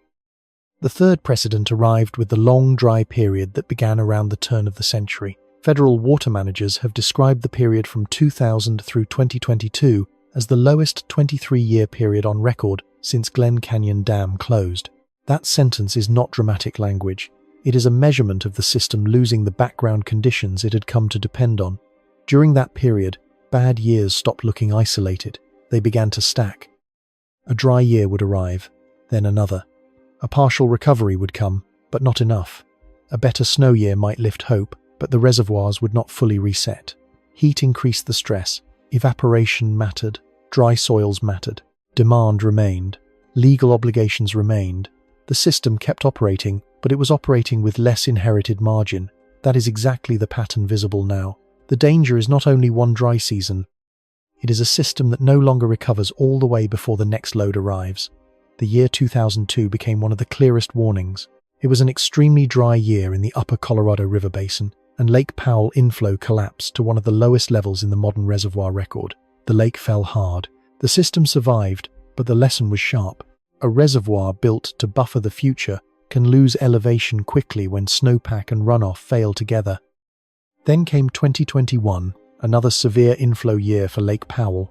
According to federal reservoir records, Water year 2021 brought only about 3.5 million acre-feet of unregulated inflow into Lake Powell, roughly 36% of average, making it the second driest year on record after 2002. Again, the river did not disappear. The dams did not fail. The taps did not all run dry. But the mechanism showed itself. Low snow, warm conditions, dry basin, weak runoff, low inflow, falling reservoir, emergency concern. That sequence is not imaginary, it has happened. This is why the current warning does not need exaggeration. History has already shown the path. The fourth precedent is institutional. In 2007, the basin adopted interim guidelines for coordinated operations of Lake Powell and Lake Mead. The purpose was to create rules for shortage and reservoir management under dry conditions. Those guidelines were important because they admitted something the old system had not fully absorbed. The reservoirs could fall far enough that shortage rules had to become operational, not theoretical. The 2007 guidelines were a sign of adaptation. They were also a sign that the earlier assumptions were no longer enough. Then, in 2019, the drought contingency plans added another emergency layer. The basin needed more protection. Lower basin users agreed to additional conservation and reductions tied to Lake Mead levels. Upper basin actions were also developed to help reduce risk to Lake Powell. The plans were not meaningless. They bought time. They showed that the basin could act under pressure, but they also revealed a deeper truth. The system was no longer being managed by one durable settlement. It was being patched in stages. That does not mean the patches were failures. They may have prevented worse outcomes. They may have kept reservoirs above more dangerous lines. They may have given negotiators more time. But when a river system needs repeated emergency agreements to preserve basic function, the emergency has become part of the operating pattern. That is the historical warning. Temporary tools can become permanent dependency. The fifth precedent is the repeated need to protect Lake Powell through unusual actions. In recent years, federal managers have used or considered upstream reservoir releases, reduced releases from Lake Powell to Lake Mead, and other protective measures to keep Powell above critical operational levels. Again, those actions may be rational, they may be necessary, they may buy time, but every time the system needs another protective maneuver, it confirms the same vulnerability. The main reservoirs are not only low, they are losing the ability to absorb shocks quietly. In the older imagination of the Colorado River system, Powell and Mead were the shock absorbers. When drought came, storage would cushion it. When politics moved slowly, storage would buy time. When demands were high, storage would keep the system credible. Now the shock absorbers themselves are being protected. That is a major change. It means the system is spending its emergency capacity to preserve its emergency capacity. The sixth precedent is visible in the canyon walls. The bathtub rings at Lake Mead and Lake Powell are not just visual symbols, they are historical records. They show where the water used to stand. They show years of imbalance etched into stone. But the most important part of those rings is not nostalgia, it is memory. The reservoirs remember what the law can forget. They remember every year the river did not refill. They remember every release. They remember every heat wave. They remember every conservation program that helped but did not fully restore storage. They remember every season when demand stayed high and inflow stayed low. A legal document can carry forward an entitlement. A reservoir carries forward the physical result. When those two records diverge, the system enters danger. This is the connection between history and the present. The old law was built to divide a river. The new problem is how to divide shortage, uncertainty, and timing. That problem has already appeared in earlier drought years, in emergency agreements, in declining reservoir levels, in power pool concerns, and in the repeated need for new rules. The current moment is not a surprise storm. It is the latest expression of a pattern. Still, the precedent should be used carefully. History does not prove that the future will unfold in one exact way. The fact that 2002 was dry does not mean every future year will match it. The fact that 2021 produced very low inflow does not mean every coming year will be the same. A strong snow year can still happen, conservation can still help, new rules can still reduce risk, emergency actions can still prevent a threshold from being crossed. The lesson is not that collapse is certain. The lesson is that the mechanism is real. A river over-allocated on paper can be held together for a long time by reservoirs. But if the reservoirs fall low enough, the old gap between paper water and wet water reappears. A dam can keep operating through drought, but if the lake behind it falls toward minimum power pool, the infrastructure begins to lose functions. A basin can negotiate shortage, but if the negotiation arrives too late, physical thresholds begin making choices before people do. That is what history has already shown. The difference now is the alignment. In earlier moments, one part of the system might have been under severe stress while another still had more room. A bad runoff year could be buffered by storage. A legal fight could be delayed by reservoir capacity. A shortage rule could be softened by conservation. A power concern could be managed while the lake still had head. The system had pieces of slack. Now the question is whether enough slack remains in enough places at the same time. That is where the precedent becomes uncomfortable.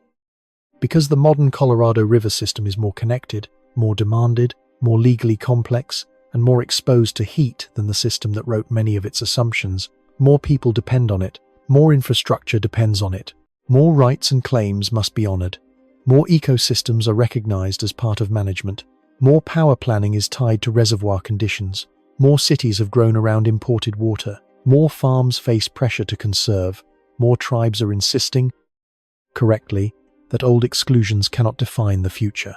The system is not only drier, it is more crowded with obligations. That makes every low reservoir level carry more meaning. When Lake Powell approaches a critical operating line, it is not only a dam issue, it is a basin issue. When Lake Mead sits in shortage territory, it is not only a lower basin issue, it is a national food, city, treaty, and legal issue. When the post-2026 rules are still being shaped, it is not only bureaucratic delay, it is the construction of the next era while the old one is already under stress. This is why the past matters. Not because it tells us the exact date of the next crisis, because it shows how systems absorb warning until they cannot. The compact showed the risk of promising more than the river can reliably provide. The dams showed the power of storage to delay scarcity. The long drought showed that delay is not the same as recovery. The 2007 guidelines showed that shortage had become operational. The 2019 drought plans showed that emergency conservation had become necessary. The recent power pool warnings show that even the infrastructure buffer has limits. Each precedent is a layer. Together, they point toward the same conclusion.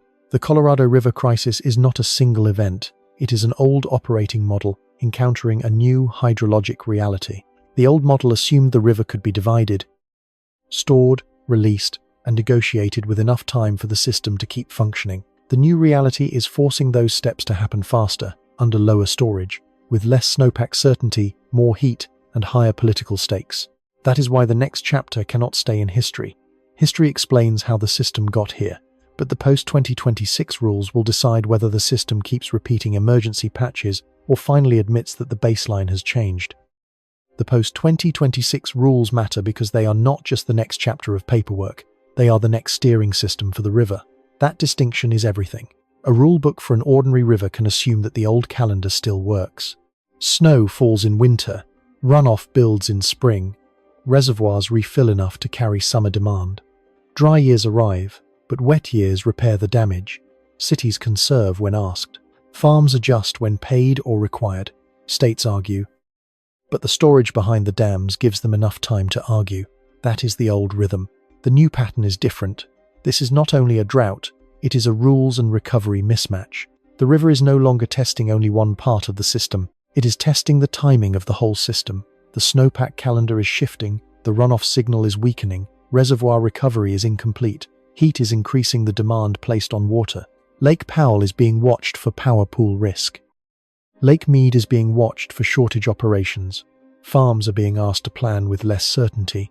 Cities are being asked to conserve before crisis becomes visible to their residents. Tribal nations are being asked to enter shortage negotiations even though many have waited generations for infrastructure that makes their water rights real. The problem is no longer simply that the system has less water. The problem is that every part of the system needs an answer sooner. The old operating model was built around margin. Margin was the space between a dry year and an emergency. It was the water stored behind Glen Canyon Dam and Hoover Dam. It was the ability to move risk from one season into the next. It was the confidence that one bad forecast would not immediately become a legal fight.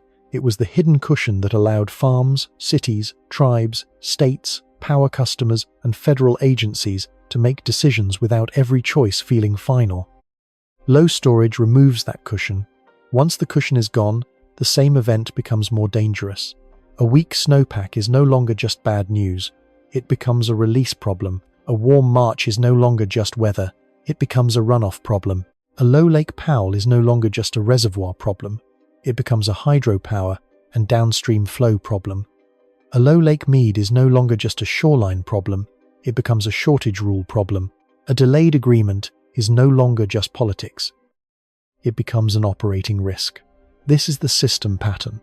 Stress does not stay where it begins. It migrates. It begins in the atmosphere and enters the snowpack.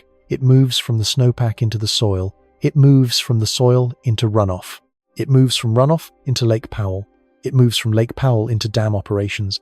It moves from dam operations into Lake Mead. It moves from Lake Mead into shortage tiers. It moves from shortage tiers into farms and cities. It moves from farms and cities into money, trust, politics, and law. By the time the public hears the phrase post-2026, the river has already been pushing the system for years. The phrase sounds distant. It sounds like a deadline only lawyers and agencies should care about. But in the Colorado River Basin, a rule written after 2026 can determine how shortages are shared for decades. It can determine how Lake Powell and Lake Mead are balanced. It can determine how much risk sits in the upper basin and how much sits in the lower basin. It can determine whether conservation is planned early or forced late. It can determine whether the system protects reservoirs before thresholds or waits until thresholds create emergency. That is why this moment is larger than 1 year. The rules are being redesigned while the system is already under pressure.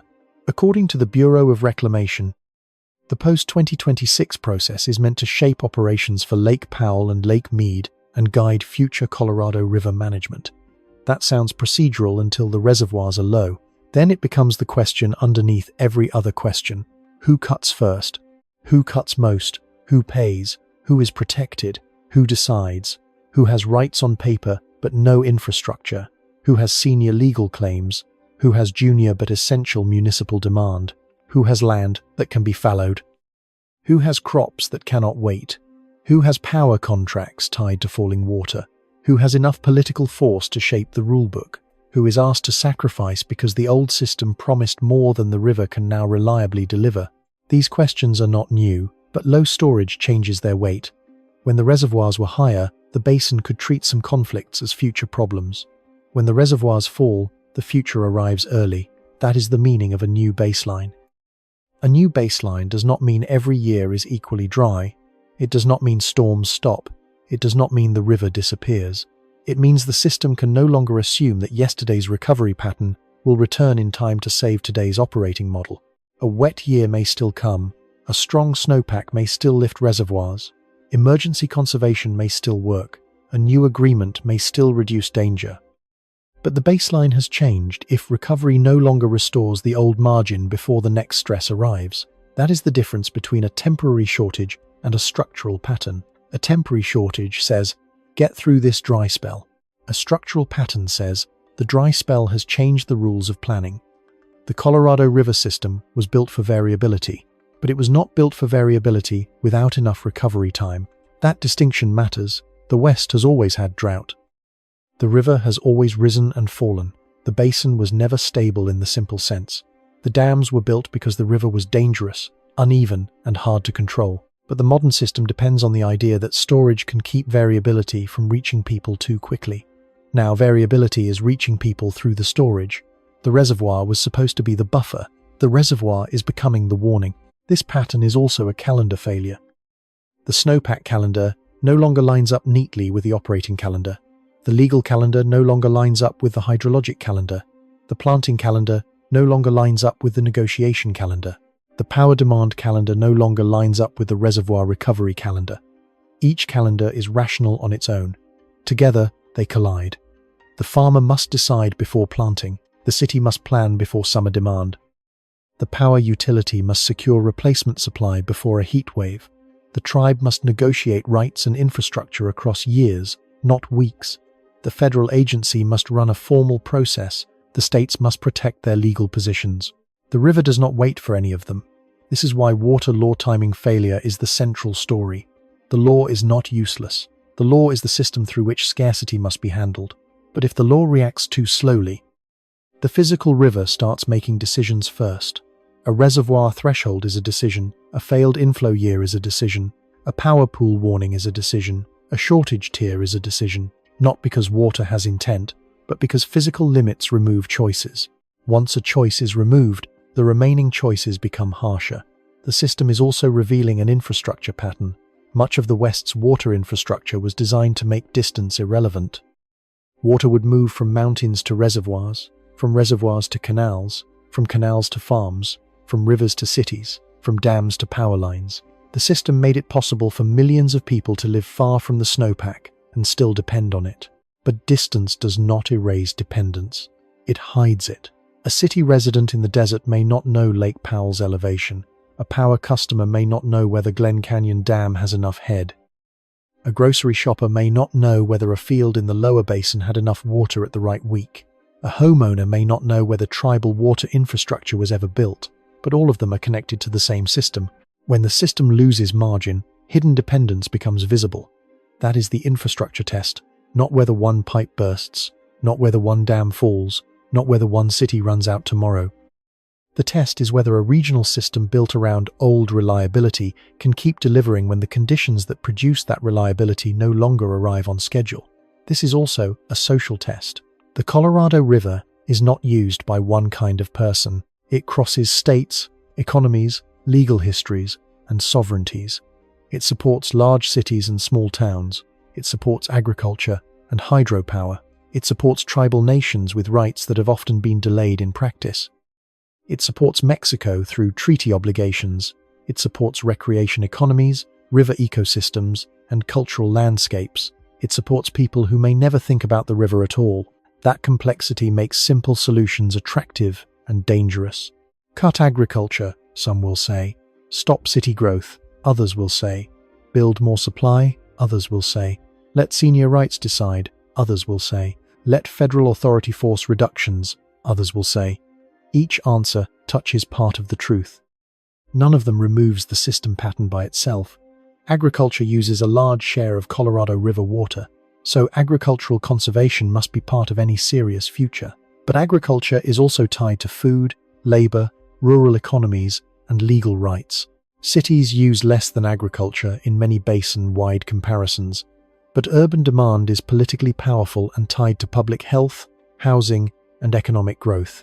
Senior rights are legally central, but strict priority alone may not protect communities, tribes, ecosystems, or basin-wide stability. New infrastructure can help in some places, but no pipeline or desalination project can quickly erase a river-wide timing failure. The pattern is bigger than one sector. It is a system built for an old balance trying to operate inside a new one. The old balance assumed that hydrology, law, infrastructure, and demand could be kept close enough together. The new pattern pulls them apart. Hydrology is becoming less reliable. Law is slow to reset. Infrastructure has thresholds. Demand is politically and economically difficult to reduce. Equity demands attention because past exclusions are part of the present system. Climate increases the odds that heat will make every shortage sharper. That is a compound risk signal. Compound risk means several stresses arrive together and create more damage than they would create alone. Low snowpack alone is bad. Low reservoirs alone are bad. High heat alone is bad. Legal uncertainty alone is bad. Agricultural dependence alone is complicated. Tribal infrastructure gaps alone are unjust. Hydropower risk alone is serious. But when they align, the system does not experience them separately. It experiences one larger squeeze. That squeeze is what the future may echo. Not every year will look the same. Some years will bring snow. Some negotiations will succeed. Some conservation programs will protect storage. Some cities will reduce use. Some farms will adapt. Some tribes will gain long overdue infrastructure.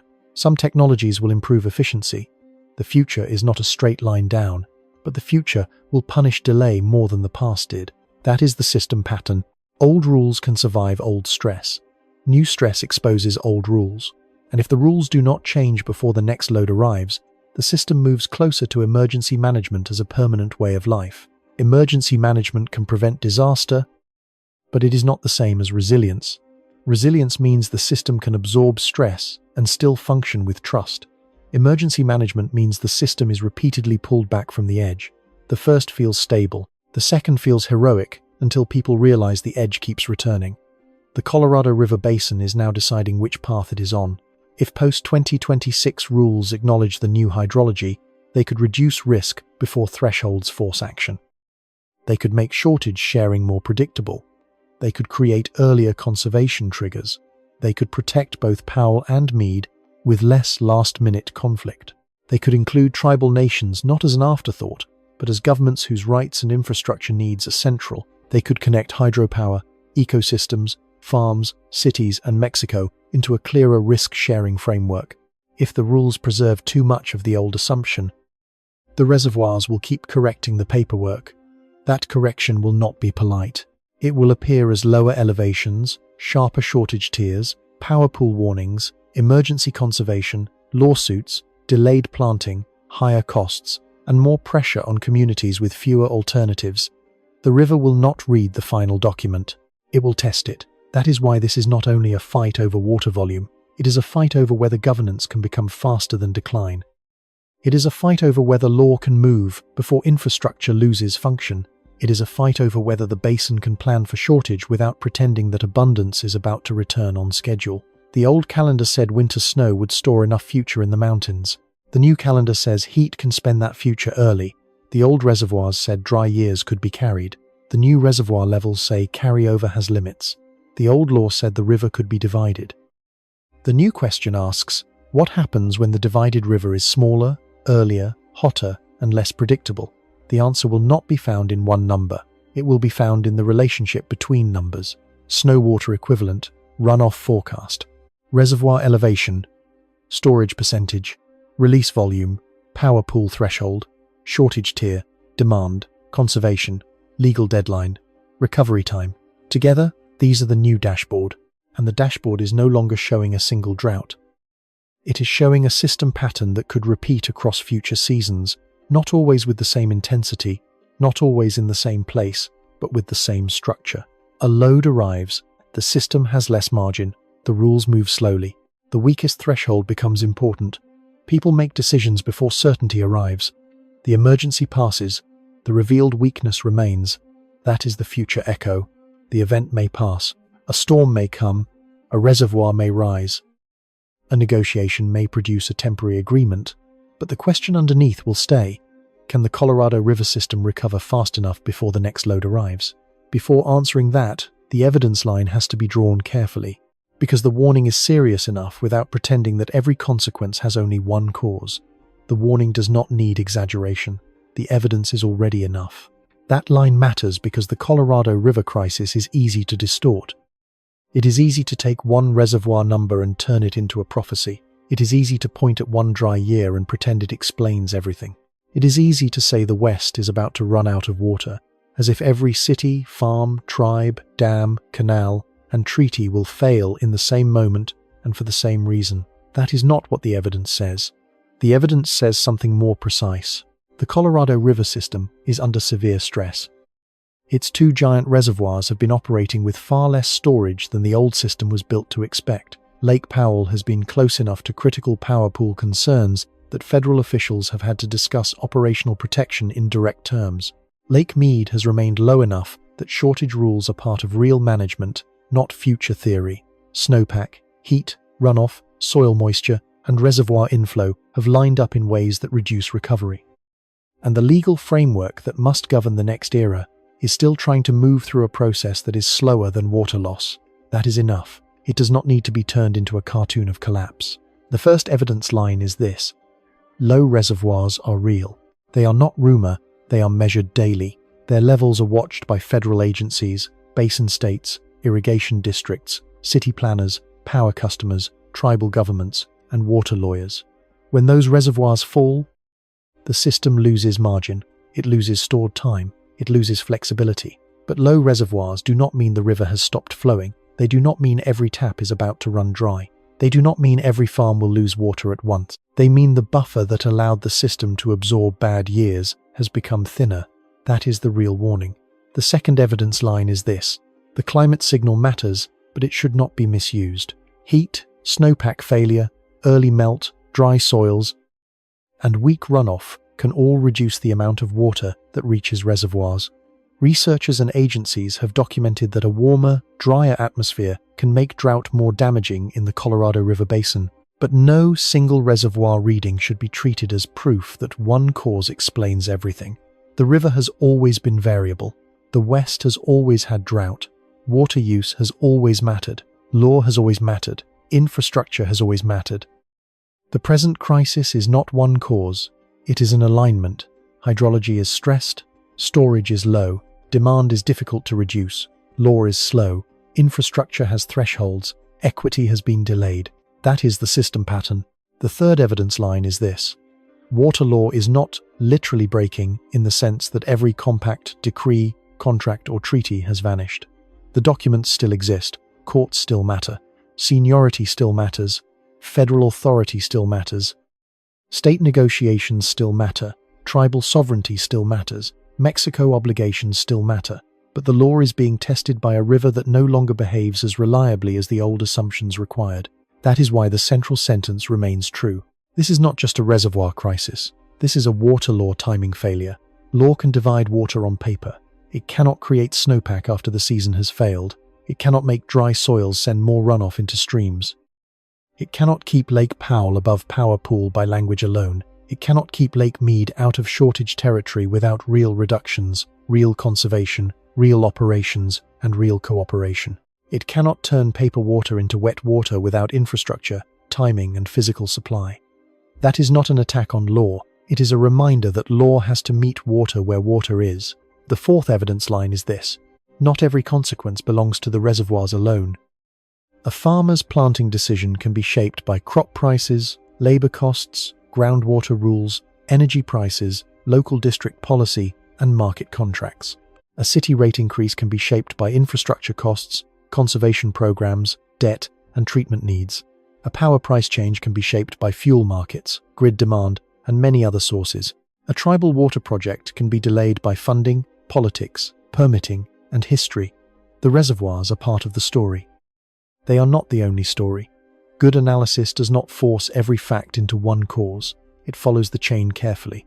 The chain here is strong enough without false certainty. Low snowpack and heat can reduce runoff. Weak runoff can reduce inflow. Low inflow can weaken Lake Powell. Low Powell can threaten hydropower and release flexibility. Lower releases or constrained operations can affect Lake Mead. Low Mead can deepen shortage pressure. Shortage pressure can reach farms, cities, tribes, power customers, and Mexico. Legal delay can make every step harder to manage. That is the chain. It is not imaginary. It is also not simple. The fifth evidence line is this. Emergency actions can help. Conservation can help. Wet years can help. Strong snowpack can help. Better rules can help. Tribal settlements and infrastructure can help. Urban efficiency can help. Agricultural agreements can help. System conservation can help. New operating guidelines can help. This is not a story where nothing can be done. It is a story where timing decides how much damage is avoided. An early reduction is different from a late reduction. A planned agreement is different from an emergency order. A funded conservation program is different from a desperate cut. A tribal water right with infrastructure is different from a right that exists only on paper. A reservoir protected before a threshold is different from a reservoir rescued at the last moment. The future is not fixed, but the margin is smaller. That is the hardest sentence in the whole story. The future is not fixed, but the margin is smaller. Return to the opening image, a federal dashboard, a reservoir projection, a line showing storage near 36%, a warning around Lake Powell and minimum power pool, Lake Mead sitting low enough that shortage operations are no longer theoretical, snowpack data showing weakness, warmth pushing the season out of position, a legal calendar moving toward post-2026 rules. At first, it looked like a water level story, then it became a storage story, then it became a snowpack story, then it became a power pool story, then it became a farmer's planting story, then it became a law story. Finally, it becomes a time story. How much time does the system still have before the next load arrives? That is the question the reservoirs are asking, not with words, with elevation. A high reservoir gives time. A low reservoir takes time away. A strong snowpack gives time. A weak snowpack takes time away. A clear rule gives time. A delayed rule takes time away. Trust gives time. Litigation can take time away. Infrastructure gives time. Broken or missing infrastructure takes time away. The Colorado River system is now being judged by time. The old assumption was that the system could wait. It could wait for the next wet year. It could wait for the next agreement. It could wait for the next conservation program. It could wait for the next emergency action. It could wait because Powell and Mead were large enough to make waiting feel safe. But storage is stored time, and stored time is being spent. That does not mean the West is doomed. It means the West has to stop treating delay as neutral. Delay is a water decision. Waiting to conserve is a water decision. Waiting to settle rules is a water decision. Waiting to include tribes fully is a water decision. Waiting to adjust demand is a water decision. Waiting to protect power pool is a water decision. In a system with high margin, delay can be absorbed. In a system with low margin, delay becomes load. That is the final shift. The event will pass. This particular forecast will change. Reservoir levels will rise and fall. Storms will arrive. Snow will fall again. Some years will be better than expected. Some emergency measures will work. Some agreements will buy time. Some cities will reduce use. Some farms will adapt. Some tribes will secure long overdue water infrastructure. Some power planning will shift. The system will not move in a straight line, but the thing revealed by this moment will remain. A water system built around old assumptions is being tested by a river no longer following the old calendar. That is the future echo, not endless collapse. Repeated testing, a snowpack test, a reservoir test, a dam test, a farm test, a city test, a tribal justice test, a power grid test, a treaty test, a legal timing test. The danger is not only the peak number, it is the repetition of load before recovery. It is the second dry year after the first one did not heal. It is the warm spring after a weak winter. It is the negotiation that arrives after the planting decision. It is the conservation program that arrives after trust has already eroded. It is the power pool warning that appears while the next rulebook is still unfinished. That is how systems change. Not always through one catastrophic break. Sometimes through the steady removal of assumptions. The assumption that reservoirs will refill enough. The assumption that snow will melt on schedule. The assumption that legal rights and physical water will remain close enough. The assumption that emergency measures are temporary. The assumption that the people with the least infrastructure can wait longer. The assumption that a river can be made predictable forever by enough concrete and paperwork. The Colorado River is now pressing against those assumptions, and the answer will not come from one agency, one state, one crop, one city, or one storm. It will come from whether the basin can make its legal system, infrastructure system, and demand system move closer to the river that actually exists, not the river imagined in old allocation tables, not the river remembered from wetter decades, not the river promised in speeches, the river that arrives through snow, heat, soil, runoff, reservoir, elevation, and time. That river is already speaking. It spoke through the official signal at the beginning of this story. It spoke through Lake Powell's power pool risk. It spoke through Lake Mead's shortage position. It spoke through weak snowpack and warm spring conditions. It spoke through the farmer's missing week. It spoke through the dam threshold where water can still exist but function can begin to fail. Now it speaks through the question left behind. Can the system change before the next load arrives? That question is not hopeless, but it is urgent. The West does not have to answer it with panic. Panic wastes time. Denial wastes more. The useful answer is operational. Measure honestly. Cut early when cuts are necessary. Protect critical thresholds before they become emergencies. Treat tribal rights and infrastructure as central, not optional. Give farmers enough timing to make real decisions. Build city conservation that survives beyond one dry year. Plan power replacement before the reservoir forces it. Write rules that assume less certainty, not more. The future will not be decided only by whether Lake Powell rises next month or whether Lake Mead gains a few feet after a storm. Those numbers matter. They matter deeply, but they are not the whole test. The test is whether the system still has time to recover before the next load arrives. At the start, the dashboard showed water. By the end, it shows something larger. It shows the shrinking space between hydrology and law, and once you see that space, you cannot look at the bathtub ring the same way again.